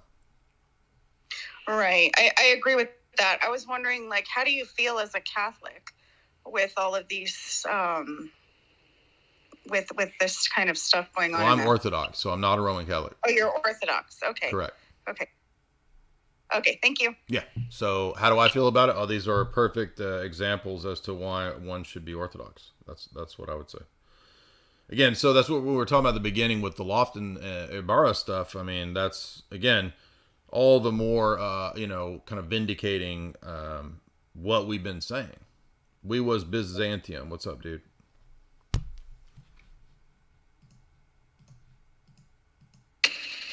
Hello? Hey, yeah. Hey Jay, I got a question for you about I guess Eunomius's beliefs. I'm currently reading a book called Aristotle and Early Christian Thought, and it's getting into, I guess, the contention between Eunomius and the Cappadocians. And I'm just wondering, did Eunomius think that the Father's begetting of the Son was sort of like one-to-one identical with a father begetting a son as creatures? He seems to, yes, because he said there's a paper that's really good on this, on what Eunomius thought the begetting was. Let me see if I can find it for you. And if I recall, he's basically restates what's in Plotinus. So Eunomius is very Plotinian, and he just kind of copies and pastes the Plotinian argument of the... Can you mute for a second? It's really loud. Bro, can you mute when you're not talking? Oh, sorry. It's okay. Yeah, so he just restates what's in Plotinus's position in terms of the second principle's movement from the first principle, except that he makes it a creature. Obviously, Plotinus doesn't think that the second principle is a creature. I think he's an eternal emanation in Plotinus, but Eunomius's presupposition is that there's an identity thesis between whatever we say about God or whatever we say about the Father and his essence. And so if there's a real distinction between Father and Son, then the second principle must be a creature. So yes, the short answer is yes. Okay, thanks. I appreciate that. And I guess my next question would be, I hope it's not a long one, but I was taking notes on it, trying to see if my understanding of Eunomius was accurate. Because the book says he thought that the Father's being unbegotten was an essential property of the Father. So, and he thought that essential property was incommunicable to the Son. Right. And so that's why he thought the Son wasn't God, because he's not unbegotten. Yeah, but he says the essence of God is to be unbegotten, and so the Son can't have that essence because it's a form of identity thesis, because whatever you predicate about the Father is reducible to the Father's essence. So if the Father is to be unbegotten and the essence of God is to be unbegotten, then the Son cannot have the Father's essence because he's begotten. And if you read this paper, it's called Plotinus and Eunomius, a Parallel Theology of Three Hypostases by Panagiotis Papageorgiou.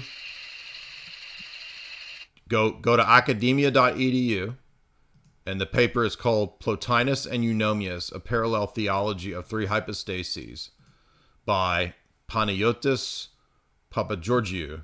And this paper will answer and give you a clearer idea of exactly what Eunomius is pulling from Plotinus. I'm sorry, can you run all that down to me again? I had to get a paper. The paper is at academia.edu, and it's called Plotinus and Eunomius, a Parallel Theology of Three Hypostases by Panagiotis Papageorgiou.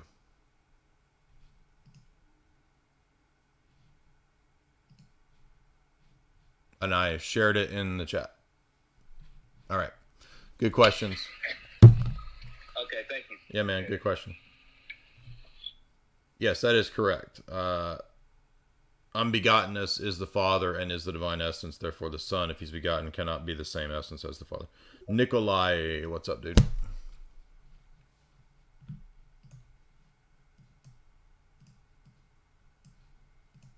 Nikolai.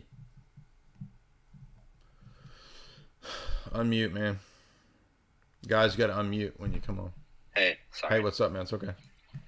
Hey, I recently got into some stuff David McGowan has written. I read Program to Kill, and I've been getting into Laurel Canyon stuff. Have you done a stream and analysis on this before? Am I late? Yeah, I've done multiple streams on that for 5 or 6 years. Fantastic. I will look into it. Yeah, the first one we did, I did a whole breakdown of weird scenes inside the canyon in about 2015 or 16, maybe 2017. You can find that on my YouTube channel. I analyzed the whole book, and then I did a breakdown of Program to Kill around maybe a year after that. But yeah, you can find all of those on my channel still. All right, great. Thanks, Jay. Yeah, good questions. It's funny, too, because I just was talking to Mark Hackard today, and I had forgotten that Pierre Patriani, the Monster of Florence,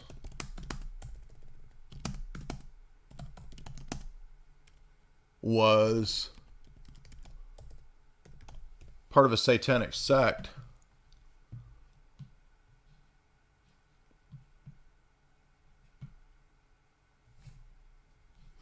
This is The Guardian in 2001. This is crazy. And Mark Hackard reminded me, he was actually talking about a different case of one of the serial killers, or one of the killers in, oh man, all these pop-ups, dude, get out of here. We're not giving money to you. It's your garbage magazine. So, the Monster of Florence, one of the most famous serial, like I think the biggest serial killer in Italy. Amazingly, get this. The Monster of Florence may have been a satanic sect bankrolled by the Secret Service. Look at that. Unbelievable. So in other words, probably P2, right? I mean, the Italian elite would have been part of this. Gladio would have been, right? So they would use these kinds of networks to get the dirty work done. Again, backing up classic Dave McGowan thesis right there. And that's mainstream media. That's The Guardian covering the Monster of Florence, Pietro Paciani, who was actually part of a satanic cult. So, what am I doing? There we go. And not only that, a cult apparently bankrolled by his Italian Secret Service. Not surprising if you're familiar with Gladio at all. Yeah, that's the kind of people that they would farm the hits out to. These kind of lunatics like that. If you would support us via Super Chats, Red Pill Rapper, what's up, dude?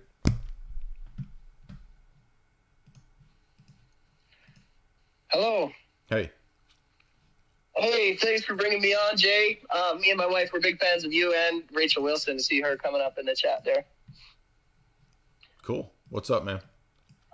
Well, I had 2 questions for you. The first one, so I'm just recent catechumen, Russian Orthodox, up here in Canada, and I'm trying to get I'm an ex-Protestant, so I'm trying to get an idea of church history, and so I picked up Eusebius, The History of the Church.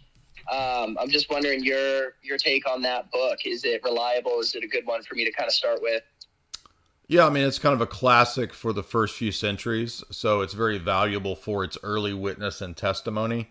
Eusebius, of course, did not end up as a saint or a church father, particularly, because he ended up semi-Arian. So he's a patristic writer, which is different from being a saint or a church father. But it's very useful for seeing how the church operated, seeing the bishopric, seeing the priesthood, seeing all of these elements in the first 3 centuries of the church. Yeah, that makes sense. The word Orthodox, lowercase, comes up a lot, I've noticed. So that's very interesting. That seems to be what they were going for. But my next question is that I'm just taking off right now. I'm meeting up with my Roman Catholic friends who are very concerned that when I left Protestantism, they all kind of just expected that I'd be Roman Catholic. So they've kind of organized like an intervention with their priest. And so I'm meeting up with them. We're all going to have dinner, and it should be interesting. And my plan is to sort of like really fall back on the forged letters from Constantine that I think it was 13 popes used to justify the filioque. Do I have that right? And also, is that a good thing to fall back on, or is there something simpler that I can throw at these guys?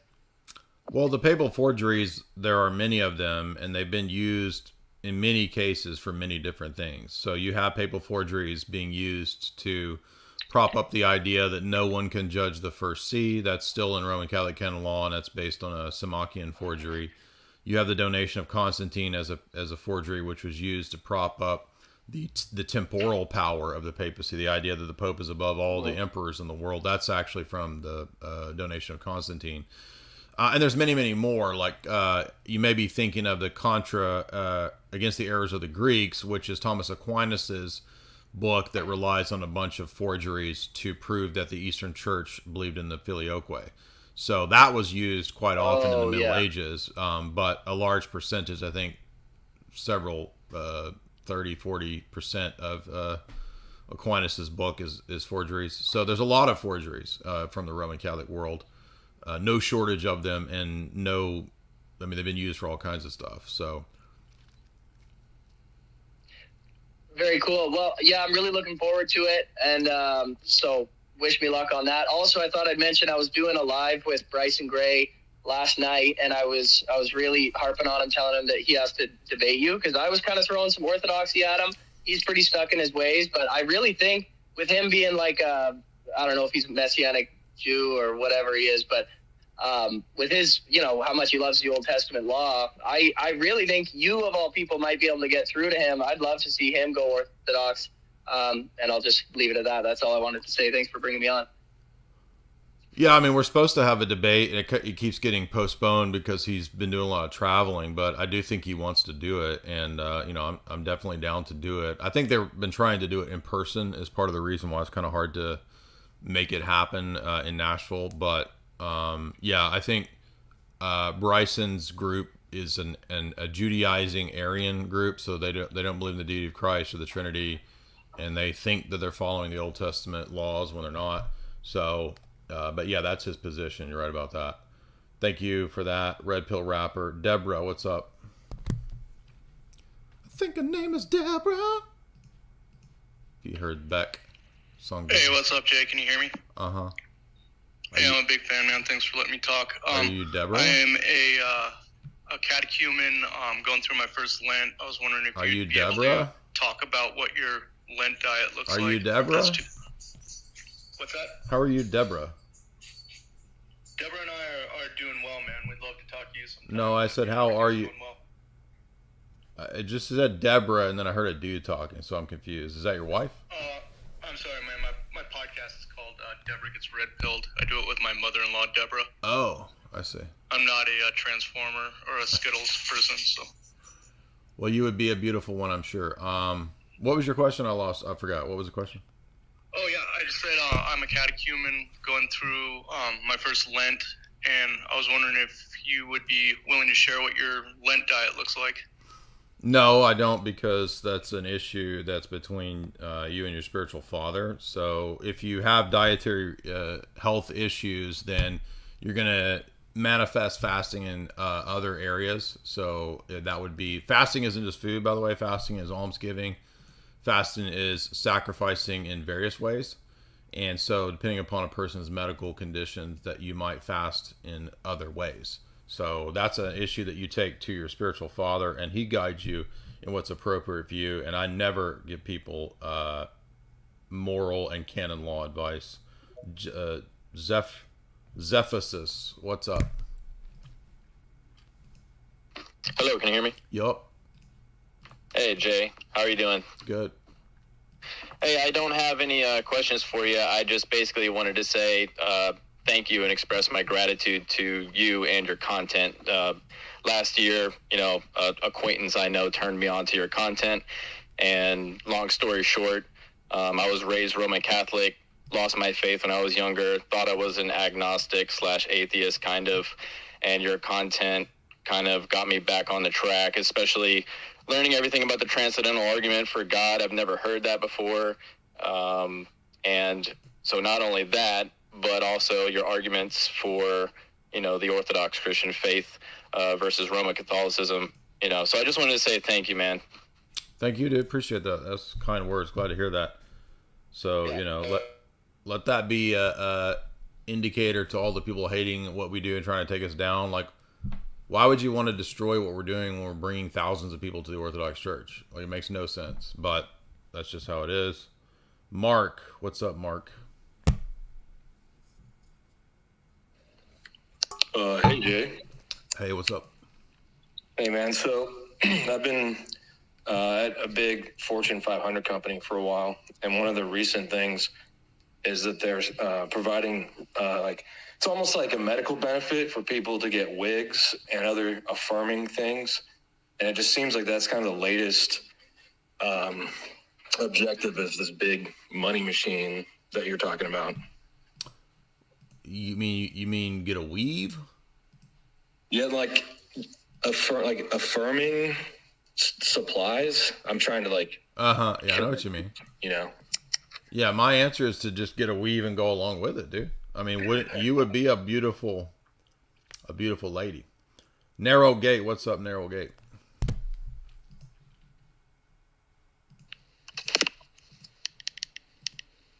Hello? Yep. Where can I go to learn more about the manuscript evidence for the writings of pre-Nicene Christians articulating Trinitarian belief besides the Didache? Most of the post-apostolic fathers discuss Trinitarian beliefs in some capacity. So, you could look at Justin Martyr, you could look at Irenaeus, you could look at Cyprian, you could look at Theophilus of Antioch, you could look at, Ignatius, Clement. Okay. I was kind of aware of who articulated it, but I was wondering if where I could go to learn how to present the actual manuscript evidence of them of their writings, because I asked my priest about it, and he said that they were stored in monasteries for a while, and I've looked on newadvent.org, but I haven't been able to find specific manuscripts, I guess. Right. So I don't know about the original text. I'm not a textual scholar. So, there's Ming, which is the Patrologia Graeca and the Patrologia Latina. So there's Ming, but Ming is a translation, and I don't remember which century Ming is from. But, that would be a textual scholar issue. So I wish I could give you better answers, but I'm not fluent in that area of textual scholarship. Okay. Thank you. Yeah, man. Good question. Anyway, those are good questions. Let's look at a little more of the woke stuff going on, because this is pretty relevant to us, because I did graduate work analyzing Ian Fleming, and now Ian Fleming is censored. They are rewriting the books to make them woke, I guess, which is not surprising, because Bertrand Russell said that this would happen. He said in the dystopia, when they bring it in, you won't be reading Shakespeare and the Bible, okay?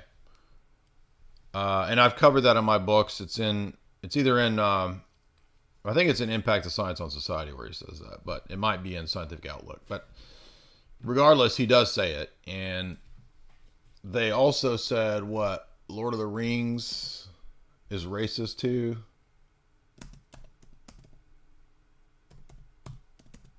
So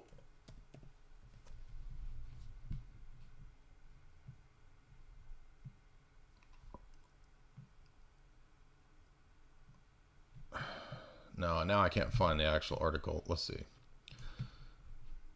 It's in my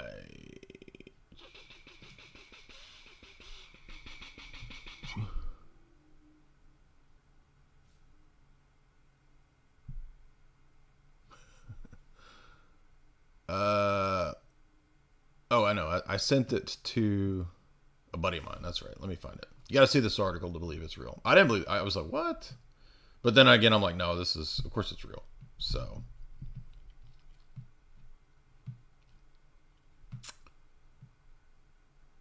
Lord of the, what was it? Was it C.S. Lewis too?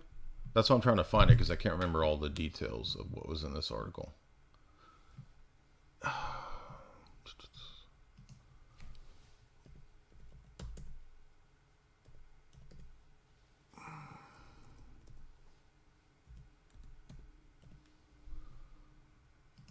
I got so many marks in my friends list that when I try to find the right mark, and now I can't find it. What the heck?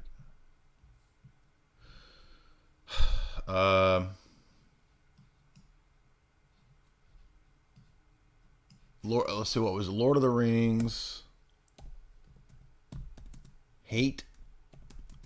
Was that it? Hate or white supremacist, something like that.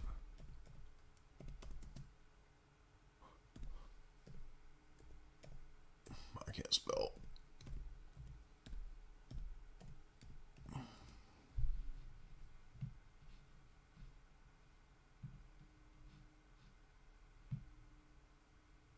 I don't know. I can't find this article, but everybody saw it, right? I put it on my Twitter.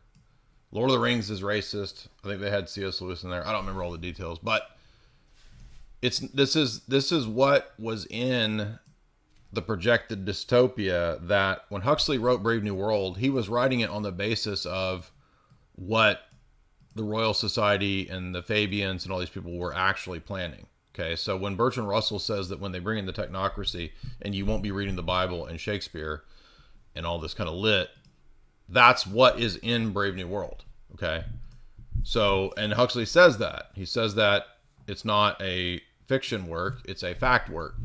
By the way, we're going to be covering Brave New World this upcoming week with Frank, our buddy over at Quite Frankly. We're going to be working through that text, and it's going to be, I think, all the more relevant. I covered Brave New World on my channel maybe 5 or 6 years ago. So we're going to be diving back into that with Frank next week. And in Brave New World, the character of Mustafa Aman, the World Socialist Controller, if you remember, he bans anybody having the Bible or Shakespeare or any of that kind of literature, right? He's like, of course you can't have that. And so we're at the stage now where they are rewriting the literature. And then that will eventually lead to, of course, the banning. And by the way, it's the same with movies. And so Richard, by the way, was super prescient, Richard Grove, because I remember Richard in 2010, maybe even older than that. Richard did shows, podcasts, in the early days of Tragedy and Hope, where he said, do not get a Kindle, do not get any of this crap, because they're going to eventually start banning and revising the literature. And Richard knew that because it was in the books that I'm talking about, Bertrand Russell and all that stuff, but it was also part of Fahrenheit 451, which, even though that's written from this kind of classical liberal perspective of Ray Bradbury, it was still accurate in what the dystopia would push in terms of literally editing, changing, and deleting lit, and not even just classical lit, even to the point of James Bond stuff. Now, Ian Fleming is a complicated character. I don't think he was all a bad guy. He seems to have genuinely believed in some of the good principles of the West, and he seems to have genuinely disliked communism and the eugenics extremism of Tiny Mustache Man. And, you know, Ian Fleming was around the circles of these people. And that's why when he put the Bond villains into the stories, it's based on real people that he met at the Beberg group and in the circles of these people. Okay. So that's why Klaus, you think, oh, he's a Bond villain. It's cartoonish. No, Ian Fleming was hanging around real people who act like Bond villains. So they're real. Okay. And yes, he was British intelligence, and he was British naval PsyOps and all that. I've covered all this. I've read his biographies. I know all about this stuff. Okay, so, but it's not it's not like, oh, is he a good guy or bad guy? Everybody wants to have these extreme childish moral views of like, is somebody all good or all bad? Well, in his day, I think he thought he was standing for what was good, and I think he really believed in what he thought was kind of classic, wholesome Western principles. But we don't exactly get that with James Bond, right? Because James Bond is kind of a morally compromised person. But I think that Fleming was trying to capture the image of somebody who is a machine, like James Bond, who's an assassin. He's morally compromised. He's an unhappy person. And part of the character arc of Bond in the stories is that ultimately he wants to get out of that life because he finds love, or at least that's part of the storyline in different ones, right? And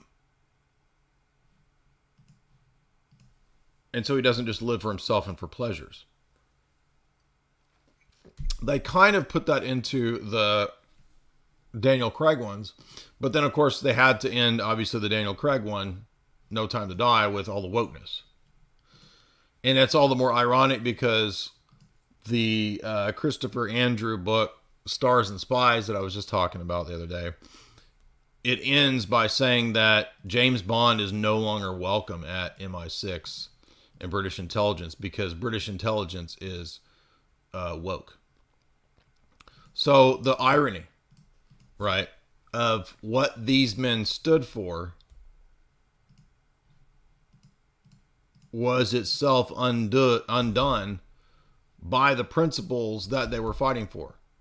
Classical liberalism, hedonism, all of these isms of Western ideology, which ended up defeating communism and fascism. And we get the victory of neoliberalism and classical liberal theories, democracy. That ends up being the undermining and undoing of the very thing that Ian Fleming and these sort of Western intelligence apparatus people were fighting for. And now their own structures ban them and say that they're not welcome at MI6, GCHQ, and all this stuff. And it's no different in the U.S., right? What does the CIA put out? Woke ads recruiting purple-haired people eaters, literally. And every other form of woke, okay? So let's listen to our friends over at Pop Culture Crisis this week, or actually it's today, I think. They were covering, I think I pinned this at the right point, the James Bond story. Let's see what they were saying. Screen, guys, have no fear. One where he's wearing like a denim tutu with like a part for the crotch. She's talking about when I was wearing a denim tutu recently on a video. Hillary looks kind of like a toddler. I did look like a toddler, but I look really good. The chat's just like all like our view count is just dropping right now. They're like, how freaking dare you? Even with the warning, like they can leave the audio going and just click to a different tab and give them the all clear. Yep. And what is he eating in that fourth panel? He's like eating some kind of I thought I had it marked where they were talking about James Bond. And catch mistakes and like cultural missteps before they're out on the shelves. Well, yeah, before those cultural why problems are they becoming. Young? And how do they know these personal things about them? Yep. You know, like, is this something that they ask about in the middle of a job interview? Like, do you have substance abuse issues in your past? Like, something like that. How would they know? You know, Yeah. I mean, you're so. Maybe But I want didn't to talk say about what how the can they right date for 10 years and not get part. married? Let me see if I can find it. He played the saxophone and didn't inhale. For myself politically active now, but like, you know, well before anything that was going on, I was always like, The guns. Don't tell me they're glitching again. Well, they've been glitching. They never stopped glitching. I'm gonna refresh it. If not, I'm just gonna find an article because I thought I saved it at the point where they were talking about James My Bond, sister is turning 16. Let's see if they mark it. Do they mark it according to? No. So I don't know where were they talking about this. Oh well, let's see.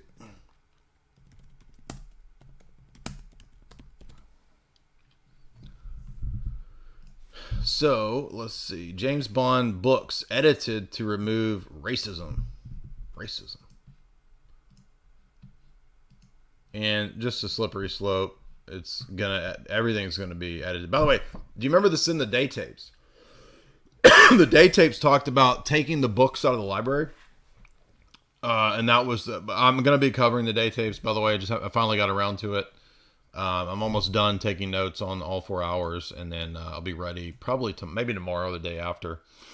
And we'll cover the day tapes. But one of the elements mentioned in the day tapes was to go out and remove books from libraries that had real information and real history. And that was the plan in 1968 or 9. So Rockefeller Foundation was openly saying that we're going to send out emissaries to remove books from university libraries, public libraries that contain real history, real information. Now, I just told you guys too that I went to my university recently and checked out where I used to work down in the research section as a grad research assistant, and probably 50 to 60% of the books were gone. And what remained was Marxist critical theory books. Literally. That's all that was left. And I spent a lot of time down there in that research section of the library. And they had a good section. They had a lot of good books down there. And a lot of those are gone now. Got sneeze. Oh man. It's the worst allergies ever in the last couple days. Oh, snorting so much cocaine. I met a giant bear, and he had a bunch of cocaine. I got cocained up with a bear. Not a large gay man, an actual grizzly bear. I'm just joking. That's some new movie that looks funny, but what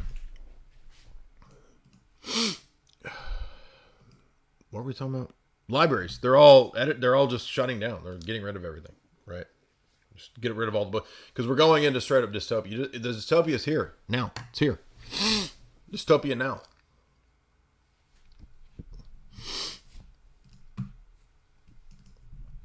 Oh, by the way, I'm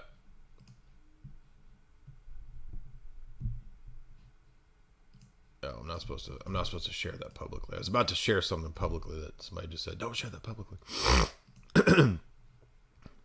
You're watching me have a allergy meltdown live on screen. Do you like that? Are you guys enjoying that? There's probably some weirdos that get off on that. They're like, "Oh yeah, yes, have an allergy meltdown. Yeah, sneeze for me, baby." I'm gonna start an OnlyFans that's about only allergies. And it's just me having like allergy breakdowns and fits. And y'all would love it. Y'all would eat it up. People complain, why do you do that on the streams? You snort and you sniff because I have allergies, man. I'm a freaking nerd. I'm not a cocaine drug lord. I'm not a Panamanian drug lord. A lot of y'all want me to be. That's your fantasy. You want me to be busted by the DEA for being a cocaine drug lord. He's a drug lord. He does cocaine before streams. I know it. I want him to get busted so bad. And then lo and behold, it's merely allergies. It is merely that I am a Chad nerd. And I literally just am attacked by Pollen Boy. I'm a victim. I'm oppressed by Pollen Boy, who is a demon working together with the trees. He's working together with the elm spirit, the juniper spirit, to undermine me And all you haters think that you're going to expose me as a Panamanian drug lord who's just sitting around snorting mountains of cocaine like Tony Montana all day.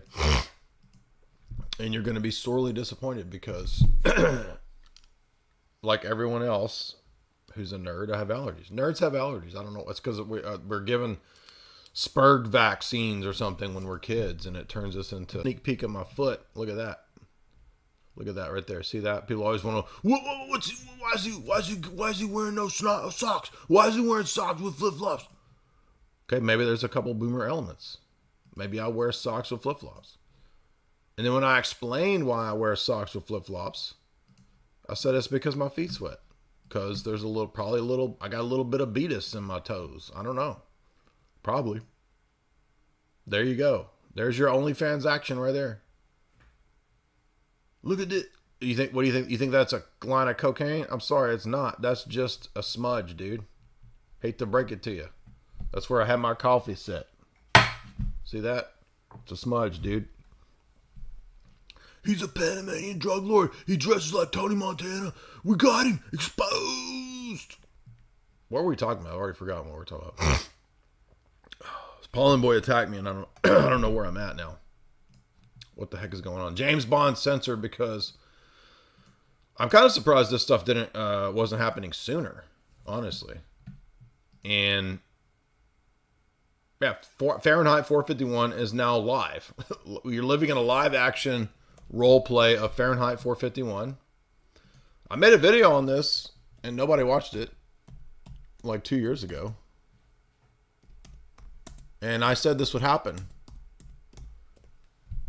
And I was acting ridiculous in this video. Look at this. 945. That's the library too, by the way. That's this library. Look at this library then versus now, baby. Look at that. I got a lot of puffy hair going on in this video. What was I talking about? By Ray Bradbury. What a predictive novel this is. I had just read it again. No, I read it for the first time. I take that back. I had never read it, but I'd watched that movie, which is kind of boring. And I was talking about get ready because they're going to start doing this. Oh, I forgot. Fahrenheit 451 has social media. 1953. Did you know that it has social media in it? Isn't that crazy? Predictive programming in terms of that. So go watch this video if you want to, where I was talking about how, and nobody watches 7,000 views. Nobody watched this. And I was talking about they're going to shut down all you soy people who think you're going to get your fiction in the Marvel soy universe that you live in. You're not going to keep your fiction. All of your fiction is going to be woke. All of your stuff is going to be rewritten and banned. People were laughing at me because he's got, look at all them books. What an idiot. Why you can even need books? You get a Kindle. Who's laughing now, punk? Why do you think I own physical copies of all the movies that I like? All of the books that I have. We have thousands of books in this house. Why? Because I read that they're going to shut it all down, bro. And also I like having physical copies. That's a normal, authentic human activity. Staring at screens to read is not normal. And it doesn't work, by the way. You don't retain that shit, I don't think. As good as if you are reading an actual physical book. That's what humans have done for thousands of years. And all the tech nerds are like, oh, we can evolve. We can evolve to just stare at screens. You're being a Luddite. No, I knew because they said that they would start banning and changing the literature. They said it 100 years ago. You don't understand they said it. Do not understand. Do not understand they said it. I started going into a Tate mode there. Bugatti. Do God Bugatti. They said 100 years ago that the fiction, the literature, the Bible, it would all be banned. And before it's banned, it's changed. It's altered.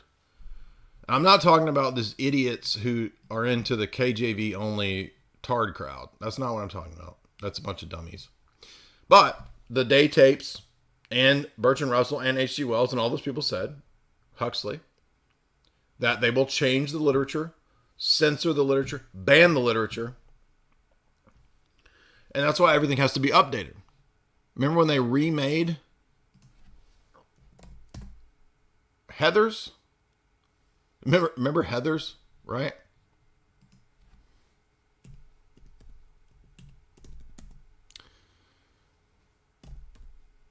So Heathers, the old movie. Now I'm not saying Heathers, the old movie, is some kind of like,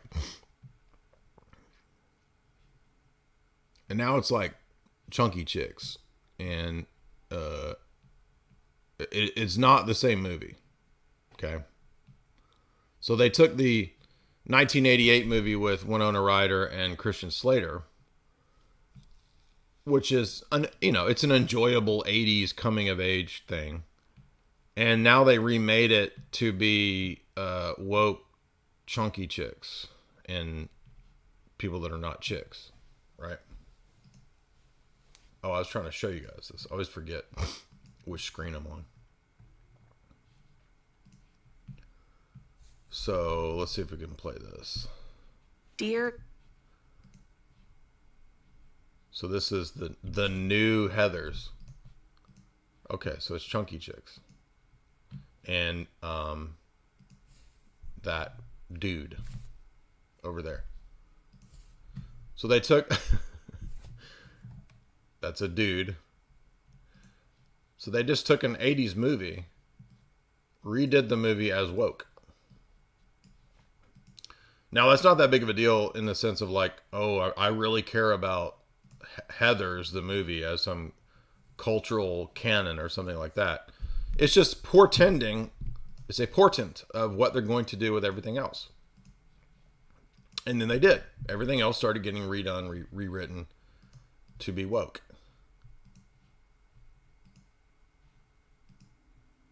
And I told you that was coming. Anybody who's followed my material, we talked about this on Boiler Room 6-7 years ago. We talked about it on my videos 3 years ago. And Richard Grove talked about it 10 years ago. When I had Richard Grove on 6 or 7 years ago for the first time, we talked about this. Because Richard talked about it in 28, 9, 10. Yeah, it's like a cultural, it's like a Maoist leap forward culture revolution. It's all of that. It's all of that into one. So, Fahrenheit 451 is all the more relevant now. So go read it, go watch it. And I think that, again, even more crazy in Fahrenheit 451, crazier than the book burning, is the social media.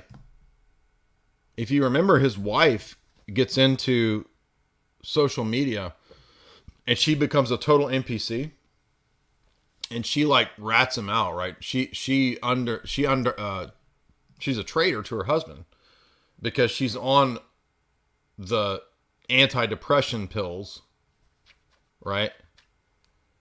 And she has a new family, which is her social media family that she's friends with. And her husband, who's the book burning guy, right? In all the dystopias, you have one of the people who's one of the enforcers who wakes up, right? So, Winston wakes up.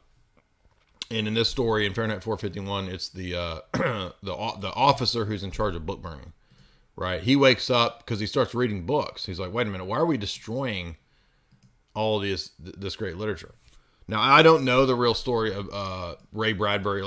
Again, the novel is classical liberal, so it's not that great, but in terms of the worldview. But the basic principles of what he predicts are phenomenal.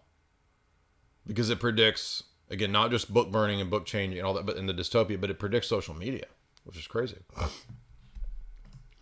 Maybe we should watch that. Let's see if we can watch that trailer, because if you're too lazy to read it or too busy,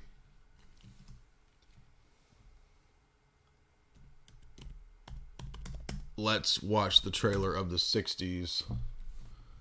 I've not seen the newer show, so let's watch the old trailer of the 60s movie. Modern trailer, sometimes these are dumb. They're not really funny. Let's see if this one's any good. Modern trailer for the 1960s. Fahrenheit 451.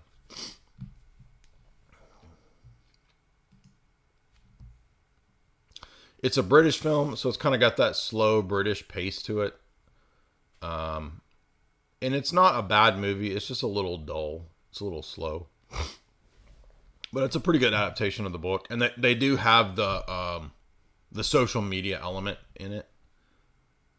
And I'm not playing the audio because it always dings the copyright. And then the live stream doesn't get as many views if it gets the copyright ding. So anyway, so yeah, he's the enforcer, burner of the books. And then he starts waking up, right? And he meets this woman, and she's part of a group that memorizes and transmits the literature orally, which is kind of cool, but at the same time, it's kind of like,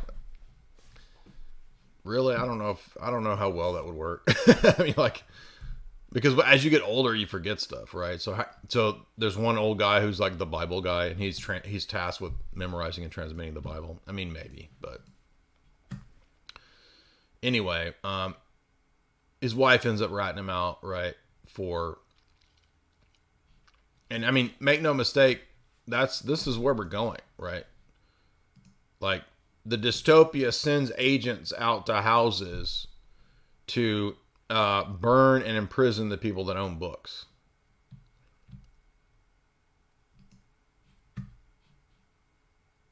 And the funny thing is that not even Huxley or Bradbury or whoever in their dystopias, not even they could imagine that it would be this weird, crazy, woke dystopia. Like total clown dystopia, right? They couldn't have imagined this. Everybody at that time, right? Orwell, Huxley, Bradbury, they thought it was going to be this, very heavy-handed, top-down police state type of thing. And it's purple-haired people eaters dystopia, basically. Oh, here's the social media part, right? So she's like watching TV, which is where you meet and talk to your friends on the TV. So it's like Skype, basically, or internet live streaming or something like that, right? Everybody takes these happy pills to be happy. And of course, I think he stops taking them. And that's partly why he wakes up. This is her having her meetings with her online family. So you get an online family, an internet media family, which is your family. And that replaces and destroys your actual family. And here she is. The best part is when she's like totally mind controlled right here. So she's like totally mind controlled his wife. This is her watching her social media family. And it just programs you, and they're like, look, we have to kill all the people that read books because they're a threat to the harmony of society. And they actually argue, right, that people that read books are able to critically think, and they're able to stand for things and have emotion, have passion, all this kind of stuff. And that in the novel, in the story, it's like that's the source of humankind's problem. So I would guess that Ray Bradbury probably did have knowledge of what the Bertrand Russell technocrat types had in mind, which was to try to eradicate human free will and emotions. You remember Bertrand Russell says this, right? The enemy is the human spirit. That has to be stamped out. Human free will, the human spirit is what has to be stamped out. And here we are. Welcome to the dystopia. It's here. And it's not full on book burning yet. It's just almost there. So the phase right now is, we're going to purge the books of all of whatever we deem to be non-woke. But where does that stop? Does it stop with man and woman? Absolutely. How are you going to purge and change all the stories that refer to men and women? Well, eventually you just have to ban all the stories, right? And the template for this is Mao's Cultural Revolution, except Mao's Cultural Revolution wasn't as crazy as this. This is the Fortune 100 Great Reset Revolution, which is a revolution, as Klaus says, against you. We won't just change your mind. We're going to change you. We will change your biology. You understand, this is next level. And your prelates and your leaders tell you that it doesn't exist. Not all of them, but many of them. Yeah, it's in your face, but it doesn't exist. Gaslighting you. But I'm the bad man because I talk about what is publicly in everyone's face. Let's do let's do the super chats. We got Cooter Brown, $10. You know what? We don't want to do super chats. Because I think I had a couple more people wanting to talk and they waited. So Mr. Anderson. Mr. Anderson. Hey Jay, how's it going? Good. What's up? Good. I was wondering, is it okay if I ask a question about orthodoxy? Yeah. Okay. Let's see. So I was I've been reading Know the Faith by Michael Shambor. I'm an Orthodox inquirer, and okay, I have not read that book, so I don't know what's that. What is it good, or is it just an introduction? It seems pretty good. My Orthodox friend of mine gave it to me to read. Okay. Yeah, I mean, it seems pretty good. I mean, it's confirming a lot of the things you say, as far as I can tell so far. But there were questions about like hell and Sheol. We're in it. Yes, we're in it right now. Okay. I'm just joking. That was a joke. Okay. Go ahead. Well, anyway, sorry. Let's see. So Saint Mark of Ephesus says there is no creative fire of God, but the parable with Lazarus mentions the rich man asking for water to cool his tongue. So what's going on there? Yeah, I think that there is a tormenting that occurs for the wicked, but what punishes and torments the wicked is the actual presence of God. So Paul says our God is an all-consuming fire, and remember that's the intermediate state. So the final eschaton, final eschatological state is when everybody's resurrected. So being in Hades, there's Abraham's bosom, which is the good part of Hades, where the patriarchs and the righteous went, and then there's Hades, which is the realm of the dead, which is where the wicked went. So the wicked are tormented by still the divine presence of God and their own pangs of conscience for what they didn't do. So it's not like there's this created fire that's there to torment the people in Hades. It's still the presence of God and their own conscience that torments them. But in the eschaton, the river of fire is the river of life, which is the presence of God. That's what torments the wicked.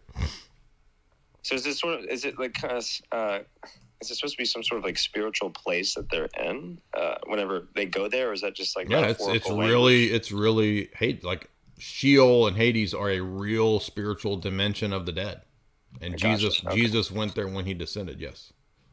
Okay. And Jesus says it's in the heart of the earth. So. Okay, but that it's not a created place, or is it? No, that's a created place. Okay. Yeah, I'm just trying to hammer those details out. Created place is not the same thing as the purgatorial created fire, because St. Mark's argument is that God is an all-consuming fire, and God doesn't have created elements, or there's no created fire of God. So I guess I was trying to like kind of understand the difference between purgatory and Sheol and the Hades or whatever. So in the Roman Catholic system, purgatory is a temporal debt payment that you pay based on how much temporal punishment you've accrued in this life. So only people who go in the Roman Catholic system, if you go to purgatory, you're still going to heaven. You're just going to be in purgatory until you pay the temporal debts that you owe. That's why you do penances and fasts and all that stuff. And you have indulgences in the Roman Catholic system because that's to pay off the temporal debts which you accrue in purgatory. And so you are burned in purgatory with a created fire until you've paid that in the Roman Catholic system. St. Mark of Ephesus is saying that there is no payment system of a created fire that you're paying off. That's dumb. Yeah, right. Okay. Let's see. I was going to say, okay, so there's an interesting footnote here, and it says, let's see, in contrast, the Orthodox have always held that before the final judgment, neither the righteous nor the sinners experience the final state of heaven and hell, but rather a foretaste of one or the other. So that is, so so when Jesus descended into Hades and destroyed death and all that, but that place is still there and people are still going there, right? Until the final judgment. Well, I think there's the righteous go to paradise, and there is there's a journey of the soul after death, which Father Seraphim Rose has a good book called Soul After Death. So in the Orthodox view, there is an intermediate state where there's a journey of the soul. I do believe that there is a toll houses doctrine that the Orthodox Church teaches. It is not purgatory. Yeah, but I am aware about that. Right. So then, in other words, there's you could say that it's like paradise, and then there's whatever destination for the wicked. Right. So there's but that's not the same thing as what Jesus despoiled, except for the wicked.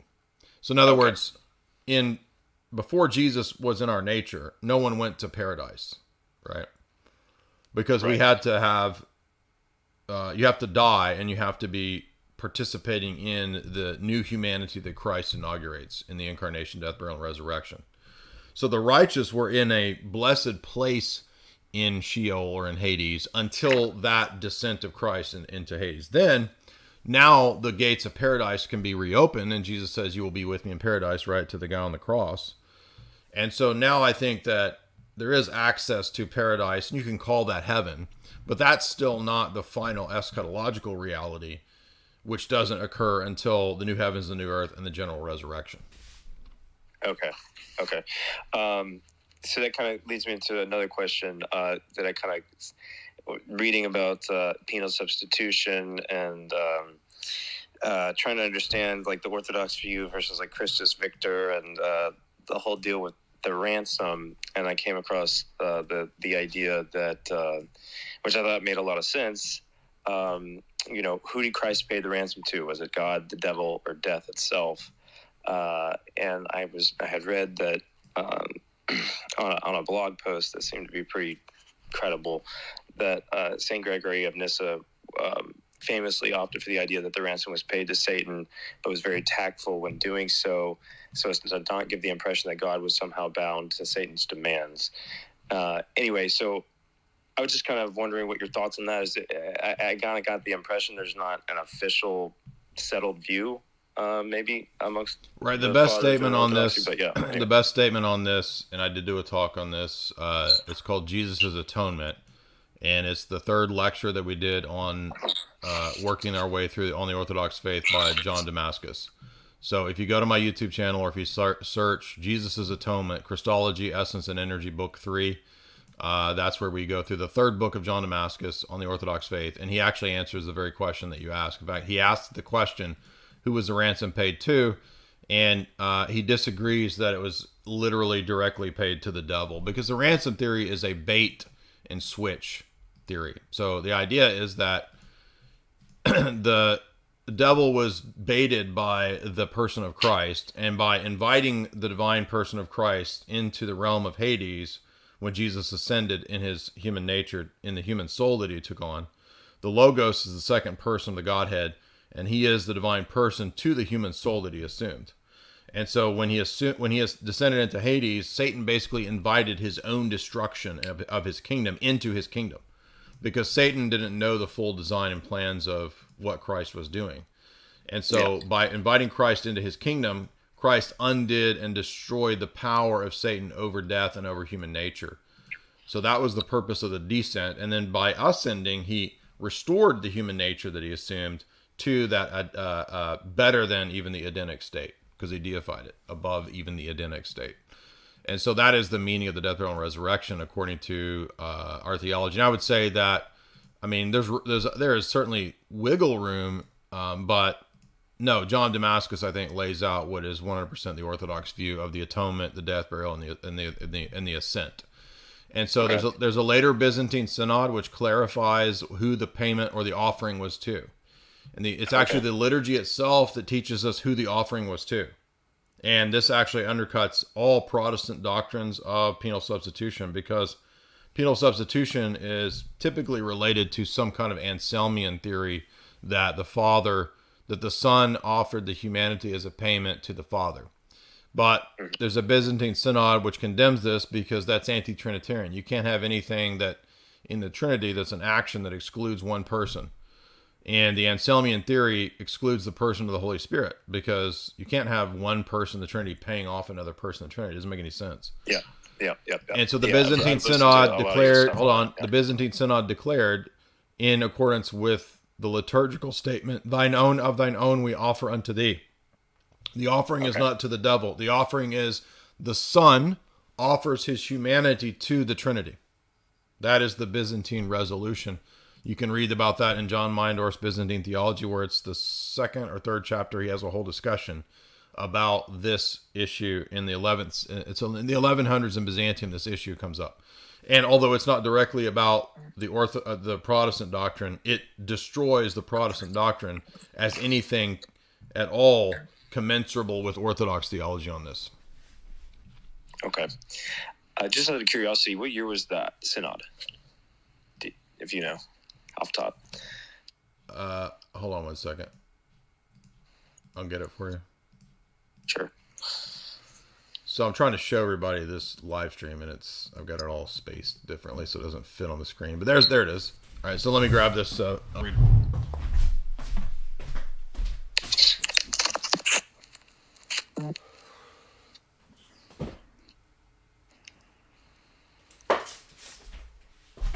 Yeah, I actually think I have that video you were mentioning saved already. I just hadn't gotten to it yet.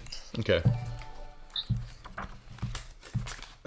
Right. So this also undercuts all of the false Western doctrines, by extension, that people like Prime and all these people push. They don't know what they're talking about. So here it is. So the Eucharistic liturgy itself refutes the heterodox doctrine of the atonement.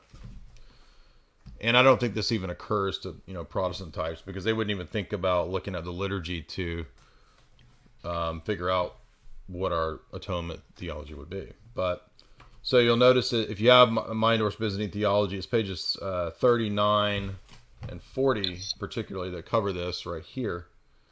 And I'll read some of this to you because I can't read it when it's all the way over there. So it says, in 1087, there was a Constantinopolitan monk named Nilus. He was involved in a theological dispute with the Armenians, not Armenians, Armenians, and he was condemned for holding the idea that the humanity of Christ is adopted or united to God by an adoption. The Monophysite Armenians were, of course, maintaining there was a concept of union by nature.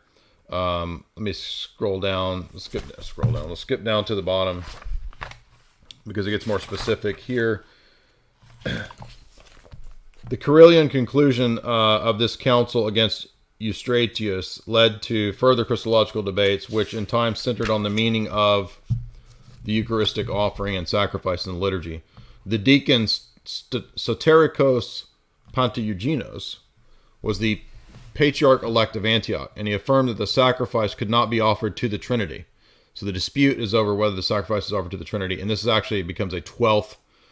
It's an 1100s debate. I started too early, so I'm going to explain it to you before people try to call me out. So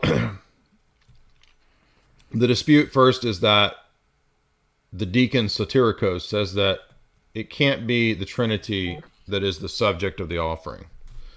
And he says because this would imply a Nestorian separation in terms of the Son offering the human nature.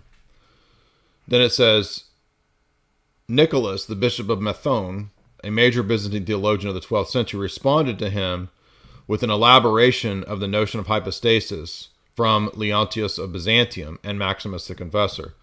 The hypostatic union is precisely what permits one to consider God as performing humanly actions in this act of offering, while remaining God by nature and therefore by receiving the sacrifice. To Soterikos, Nicholas opposed him. Against Soterikos, in other words, Nicholas stated the conclusion prayer of the Cherubicon, And its author is none other than Cyril of Alexandria, and is part of the Byzantine liturgy. For it is thou who offerest and is offered, and receivest who art thyself. Thine own of thine own we offer unto thee. In other words, solves this dispute. Nicholas, whose views were endorsed by the Council in Byzantium of 1156-1157, shows that neither the Eucharist nor the work of Christ is reduced to a juridical notion of sacrifice, conceived of as a mere exchange. God does not receive anything from us. That's the key here. Rather, we do not go to him. Rather, he condescends to us and to assuming our nature. So, it is the Son who offers his human nature to the entire triad that is the correct answer. And that excludes the mere juridical notion by extension and all Protestant doctrines of the atonement. Okay. Yeah, a lot to chew on there. I'll probably be coming back to listen to that. Well, do you understand what I'm saying or not? I do follow, and I do. It's just there's a lot of details. That's all. But I generally understand the point. Okay. Yeah. The other thing, can I ask one more thing? Sure. So I was I know this is a little out there, kind of in a way, but so I was coming across this idea. I believe it was Saint Isaac the Syrian, who it was an article that I was reading talking about whether or not we should pray for evil spirits and or Satan himself. So I was reading a little bit about that, and I guess it was just kind of difficult in my mind to sort of understand, because I don't, obviously Saint Isaac is a saint and Origen is not. Right. So The answer is no. So let me between those. Yeah, let me just save you. So there's a lot of people out there, especially people that are new to Orthodoxy. I'm not talking about you in particular, but people will just sort of say, they'll cite a saint for anything, and if the saint said it or did it, then you must do, or we should do that. It doesn't work that way, because a lot of saints and a lot of church fathers made errors, and I'm sorry to say that they do. And anybody who has like any level of maturity in this stuff will come to realize that even St. Maximus, even St. Augustine, they made mistakes. And we don't follow everything that somebody said just because they're a saint. It's a very immature, very noob thing to do. I'm not saying you're doing this, but St. Gregory Nyssa appears to teach universalism and apokatastasis. Okay, but he taught that before it was condemned. Augustine teaches filioque before it's condemned as a teaching. So the mere fact that somebody said this or taught this does not mean that everybody in every generation, in every time period in the future should therefore do it. Should therefore teach it. Because later things clarify and qualify and say that we shouldn't do those things. So no, we don't pray for demons and for devils. And if a saint said that we should, then that's just simply a mistake that they made. There's no basis for doing that. And just because a saint or a church father opined that we might ought to do that, doesn't matter. Yeah, because it kind of gets into the whole idea of like whether or not they can be saved and all this sort of thing. So yeah, that was kind of what I was wondering about. I guess it sounded like a little bit sort of like flirting with universalism. So, I want to be careful not to do what you're saying. I know that saints aren't infallible, so they can make mistakes. But so I just kind of was trying to figure out, kind of understand how to, the distinction between whatever he was saying and then the extremities of what the extreme nature of what Origen was saying. Right. So a lot of people will think that the way you do theology is like the way a Protestant would, where you just sort of go through and you quote mine and you just sort of machine gun out whatever doctrines you can find support for. And it doesn't work that way, because what happens is that the Trinity and Christology lays a groundwork for a specific theology and metaphysic that affects all the rest of theology. And so, for example, if I know what the ecumenical councils laid down in terms of triadology and Christology, then I'm not going to posit some bizarre doctrine in liturgical theology or in sacramentology that would upend and destroy and undercut all of the more fundamental, more necessary theology that undergirds those doctrines. And this is the mistake that a lot of these people do, is that they don't understand that Trinity and Christology comes first. That's why, for example, if you don't have a clear essence energies teaching, then you're going to get lost off in the weeds. And like this Hilarion Higi guy that just went to Islam, okay, every time, not always, but in most cases when people leave Orthodox theology or they go to Rome, they have never really gotten grounded in the essence energy distinction. I'm not saying it's not possible for a person to believe the essence energy distinction and apostatize. Sure, that's possible. But most of the people who don't get that grounding, that wander off into these dumb doctrines and these weird heresies, it's because, in most of the cases, they didn't ever understand. Who cares about the essence energy distinction? It's not that important. I don't care. I'm going to believe and teach that there's original guilt and inherited guilt, and I don't care what you say because St. Augustine was a saint and you're not a saint. That's the level of the childishness from people like Patriarch Prime, all these people who push this kind of Western heterodox theology that upends the more fundamental Trinitarian and Christological teachings, but they don't even understand how it upends that. And so they just push this stuff in a very childish, immature way. So what I'm trying to say is that when you get more mature in these things, you're going to understand that a random saint quote cannot undo and upend all of the established Orthodox Christology and Trinitarian theology. And all the childish goobers that push that don't even know what they're pushing. They don't understand that it's all backwards. I don't start with some eschatological doctrine of universalism and then rewrite all of my Christology to fit universalism or to make Augustine's Plotinian Trinity work. It's just silly. It's all wrong. Anyway, good questions. I'm going to have to go. Sorry, I'm not trying to be rude to you, but all right, let's go to the sponsor for the show, which is, of course, Chalk.com, the most beige, the most awesome, the most red pill. Look at my feet. All you feetsy creeps. There you go. You get your fill right there. There you go. Beat his feet right there. Get some Tomcat Elite right now because Tomcat Elite will 100% boost testosterone. Why are you so mean? It's because I take Tomcat, man. That's why. I'm not over here snorting mountains of cocaine like Tony Montana. I'm snorting Tomcat Elite, not really, but I do take Tomcat, and it does boost testosterone. So maybe that's why I'm hot, ready to go, baby, ready to fight. Not really, but people think that. So you can head on over to chalk.com, CHOQ.com. Use the promo code J50 to get 50% off. You can't beat that. 50% off. What? Yes, 50% off. And I'm so confident that you're going to love the Chalk, the Tomcat, the Action 2.0 to boost all those low energy. It's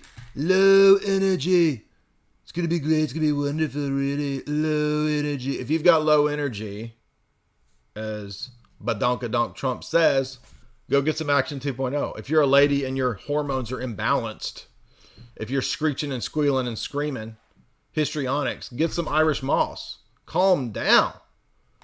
Baby, calm down right now with that Irish Moss. Chill out. Calm down. If you want to focus, you want to be a book master like Jamie is, take the She Legit.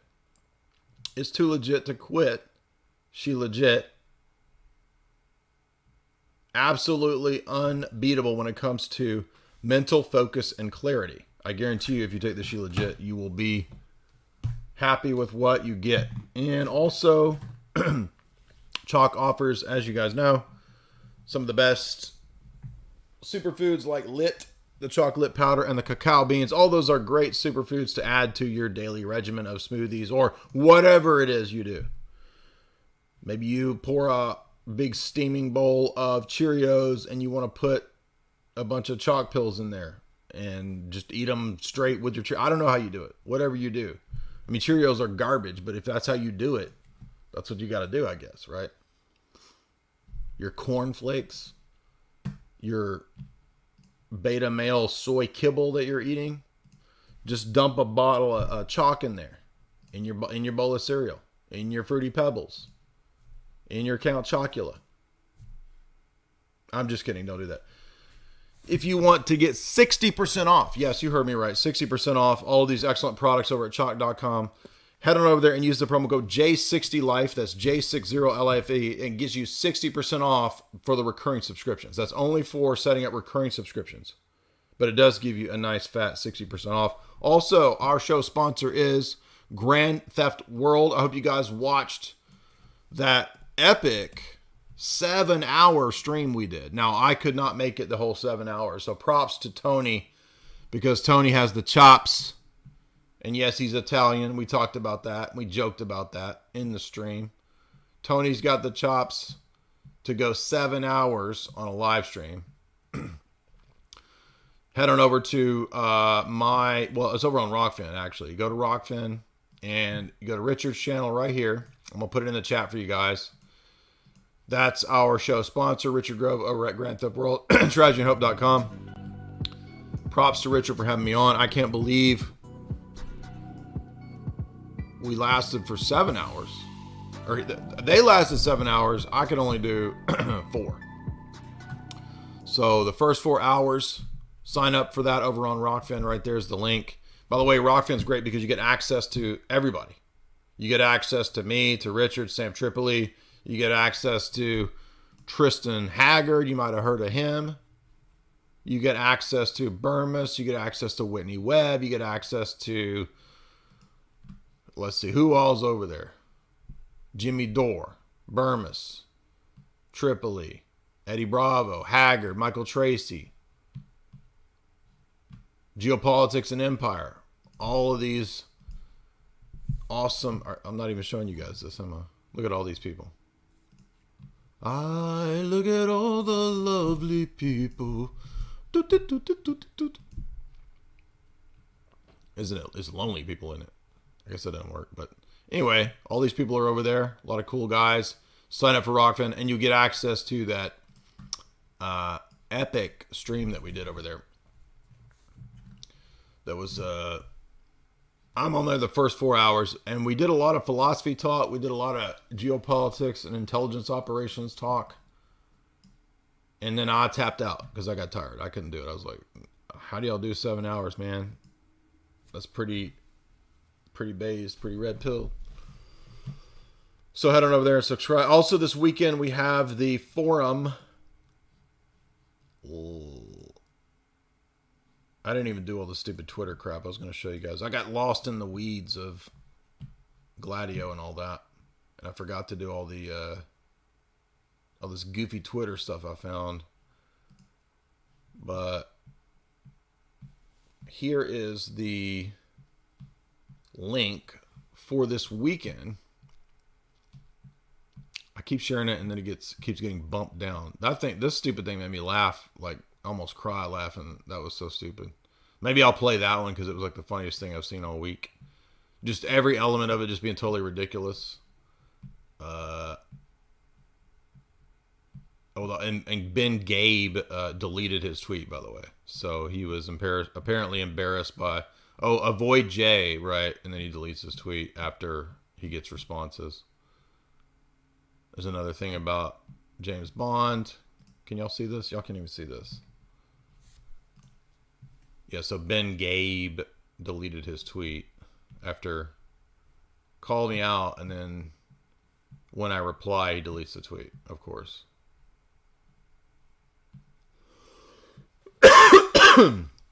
Excuse me, the allergies are terrible today. Where the heck is this freaking thing?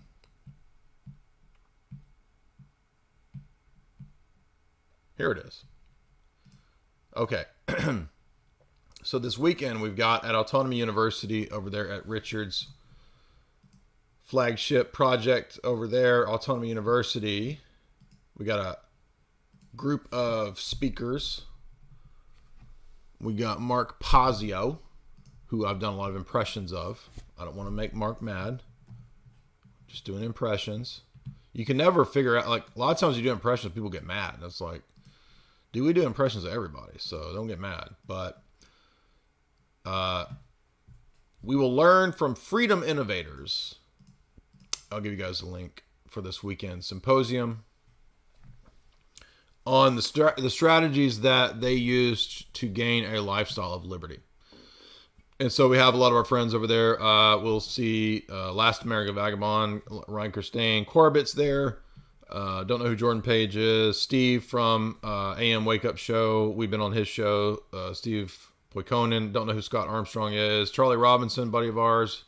Benny Wills, buddy of ours. Don't know who John Bush is. Not dissing these people, just don't know who they are.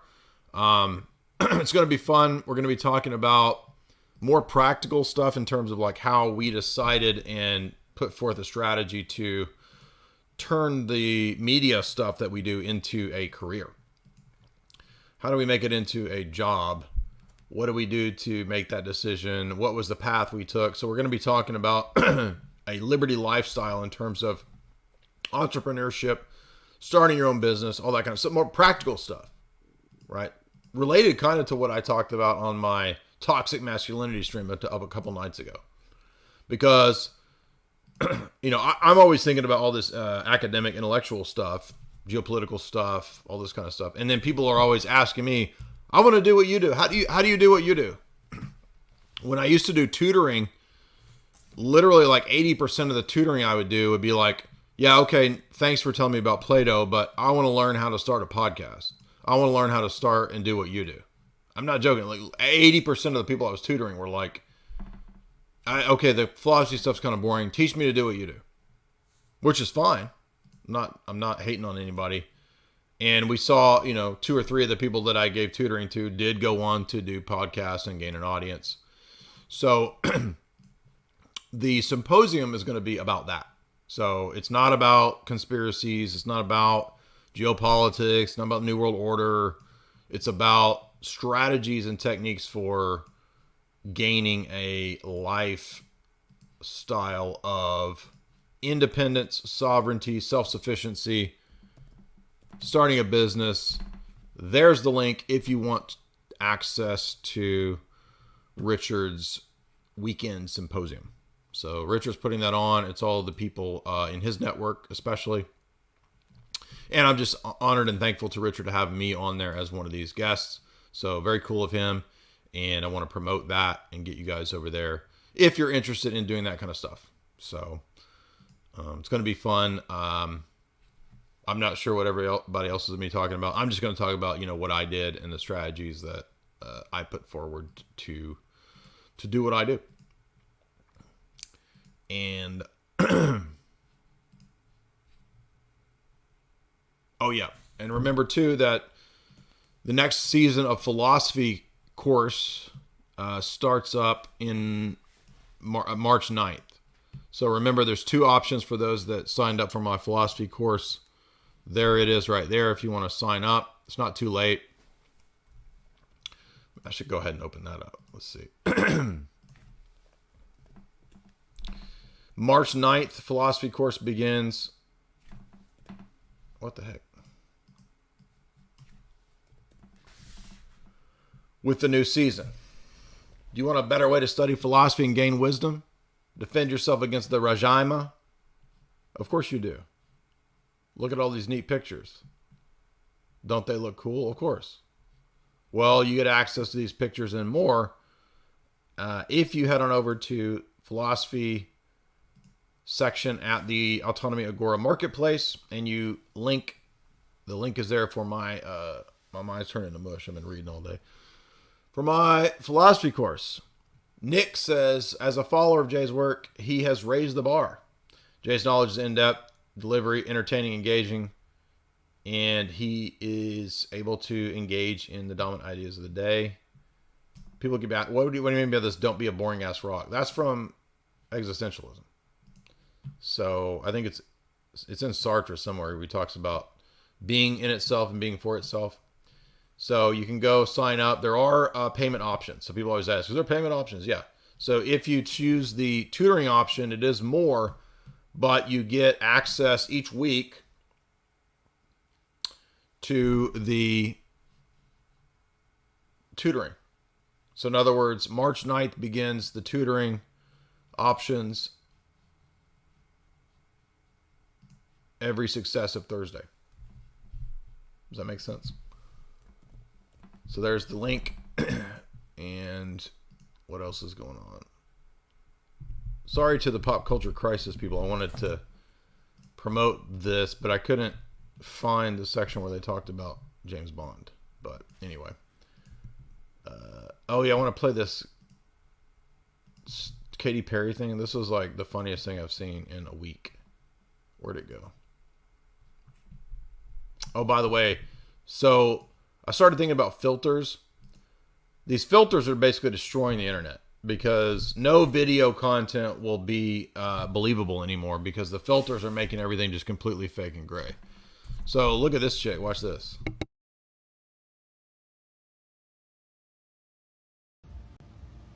I can't believe this is a filter. The fact that this is what filters have evolved into is actually crazy to me. I grew up with the dog filter on Snapchat.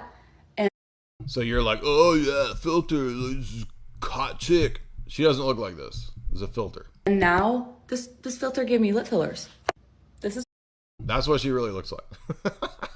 So there you go. Basically the internet video is done for. So everything is going to be fake and gay now. Already was pretty much. Let's go to the Katy Perry thing. Where's that at? That made me laugh pretty hard. Just every element of this is funny. Watch this. You're like, why would I care what Katy Perry is talking? You'll see. Trust me.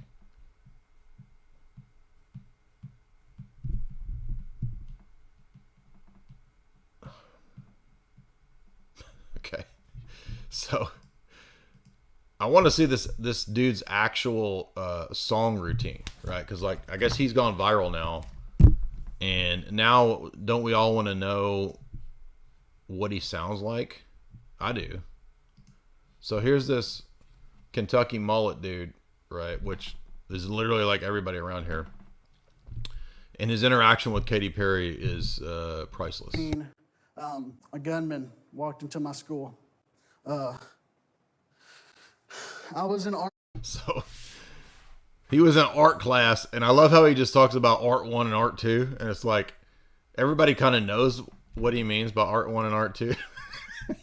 Even though he's really detailed into the class breakdown, and he's like, well, I was in art 2, but the shooter came into art 1. And I'm not making fun of the fact that people got shot, whatever this incident is, but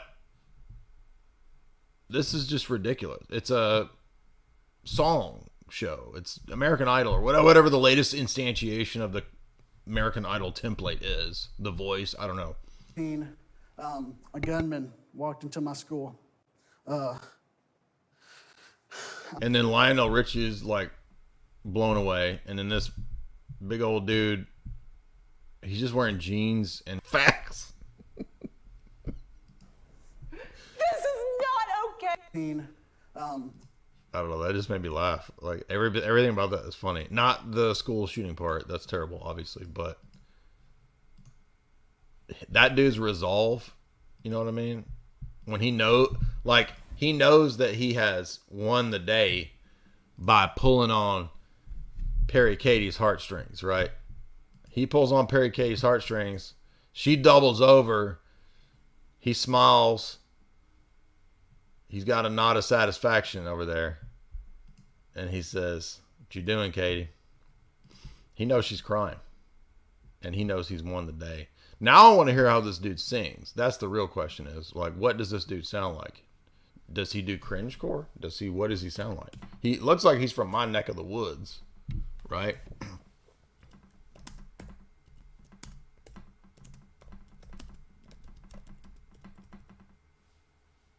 Can we find this guy?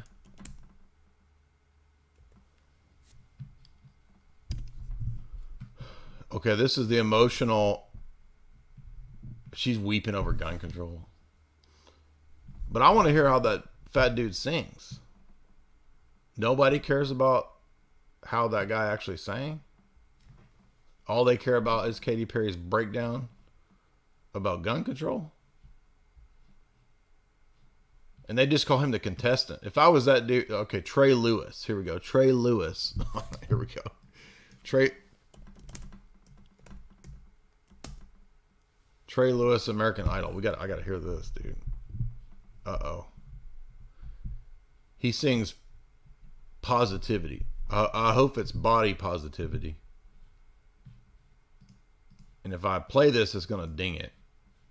So I can't play much of it. Let's see. This looks like it's gonna be a winner, though. Let's see what he does. All right. Sees this straight up Kentucky boy come in. Where was he from? Trey is from Texas. He looks like a Tennessee boy or a Kentucky boy. I'm great, man. Well, tell us who you are. Trey Lewis, a.k.a. Trey from the Fae. Trey from the Fae. Santa Fe. Okay. I want to hear you sing, though. Trey. What was his name? Trey from the Fae. All right. He gets props for that. Let's go to the Super Chats. We got the real Cooter Brown. Thank you to everybody who called in tonight. Hopefully you had a good time.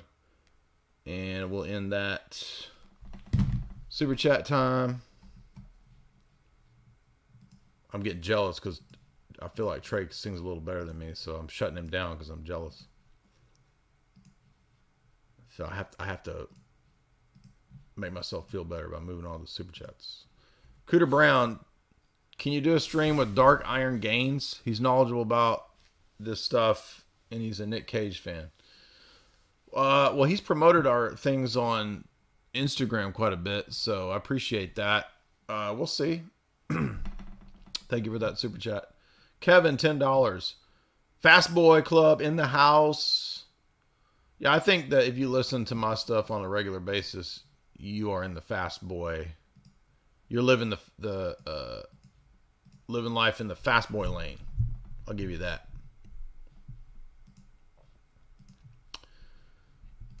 And now I'm going to have to edit out that stupid thing because it said, oh, we detected copyright because I played that stupid American Idol clip for like 5 seconds. There you go.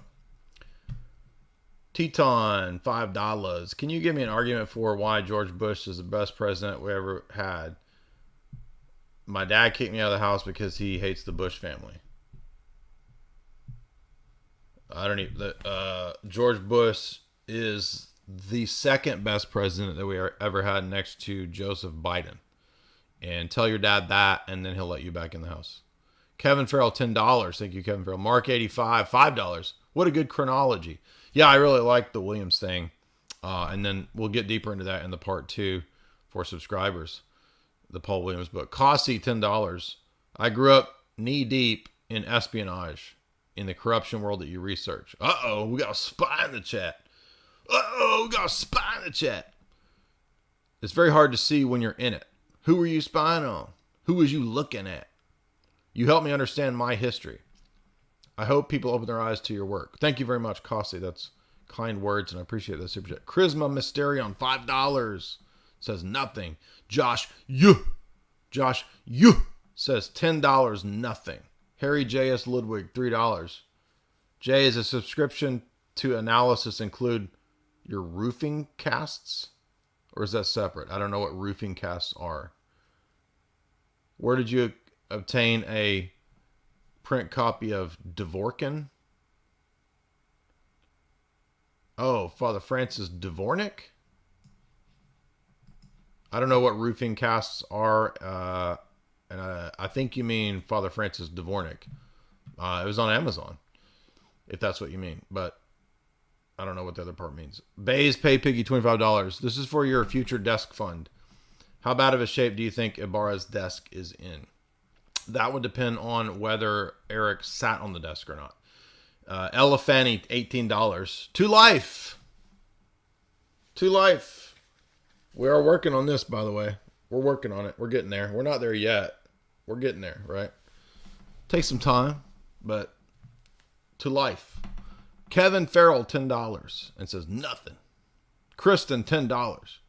Jay, you will not be going back to that 9 to 5 in 2023 because you're on fire. Thank you, Kristen. Much appreciated. Yeah, I think, hey, this is going to be the biggest year we've had, right? I mean, the last month, January and February of this year were already the biggest we've ever had. I mean, the whole week in Texas, multiple in studio with Lord V, and then filming the special for one of the biggest shows out there in America. Those are going to be bombiggity. Then we had Dr. Steve Turley, which we'll be having Dr. Turley on my channel soon. We had Tim Cast. We had Elijah Schaefer. I mean, it was just like machine gun, like mega interviews nonstop. So already January, February have just been off the hook. DC Customs. Have you done analysis of Le Carre, Spy That Came In From the Cold Tinker Tailor Soldier? Yes, we did that movie. And if you mean the movies, I've not reviewed the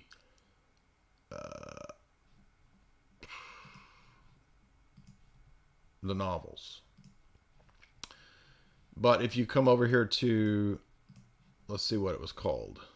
I already shut down the, no, I can pull it up. Here we go. What do we call it? Spy Who Came. Now the movies were good,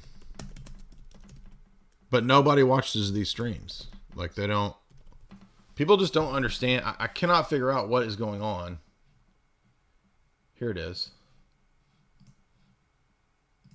Like nobody watches this kind of stuff. I don't know why. This got 7,000 views. We did Man Nobody Knew, The Courier, Spy Who Came In From the Cold. And I thought this was a really awesome breakdown we did. But nobody watches these streams. So I don't know what it is. People just, they find it boring, or do people just not know anything about history, or they don't understand why espionage relates to reality, or they just think it's all like James Bond stuff and it's cool. It's not. It's not any of that, really. But nobody watches these streams. Maybe they're buried in the algorithm. I don't know. But yeah, we covered all those right there.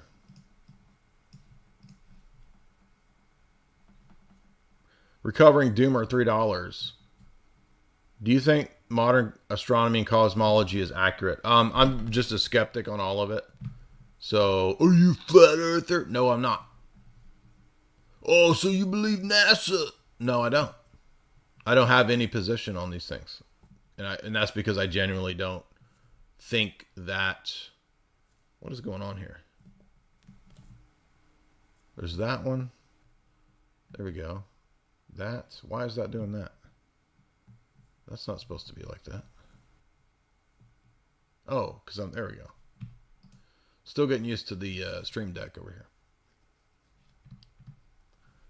Rachel, $5. First, thank you for calling Taylor Marshall. He is damaging and ignorant. I appreciate truth. Calling him? Or you mean calling him out? Thanks for what you do. I bought a membership for my brother-in-law. He's signing up for your course, as is Richard. Hey, thank you, Rachel. Much appreciated that. Yeah, a lot of these Roman Catholic, they just don't want to. I mean, that's why I appreciate Tim Gordon a lot, because he's level-headed and he's cool and you can talk to him. But like Matt Fradd and Taylor Marshall, and I mean, these people don't have any interest in interacting, because I think they're just in it for the clicks. I don't think they really care about what's true. Valentine, $5. I want to thank you for what you do. I found the Orthodox Church. I'm a catechumen. God bless. Thank you. Keep it low. Great to hear, Valentine. Much appreciated. Storm the Cat, $3. Do you like turtles? Do you like turtles? Sure. Turtles are neat. Yeah. I was a fan of the Teenage Mutant Ninja Turtles when I was a kid. Commander Keem, $5. Cheers, comrade. Yes. Dugan and Putin salute you as well, fellow KGB comrade. If you guys would hit like and share, we will have the part 2. Probably, I'm kind of tired now. I don't know if I can do it tonight. Maybe tomorrow night. But I'm ready to do the part 2 of Cold War Gladio stuff. It's going to be fun. And there will be more to that one, because the Williams book, I'm only halfway into the Williams book, but I finished the Kohler book. And then I read the chapters in the Ganzer book on Gladio and Turkey. So we'll have some good insights into the John Paul II assassination. If you would hit like and share, comment below, and everybody have a good night.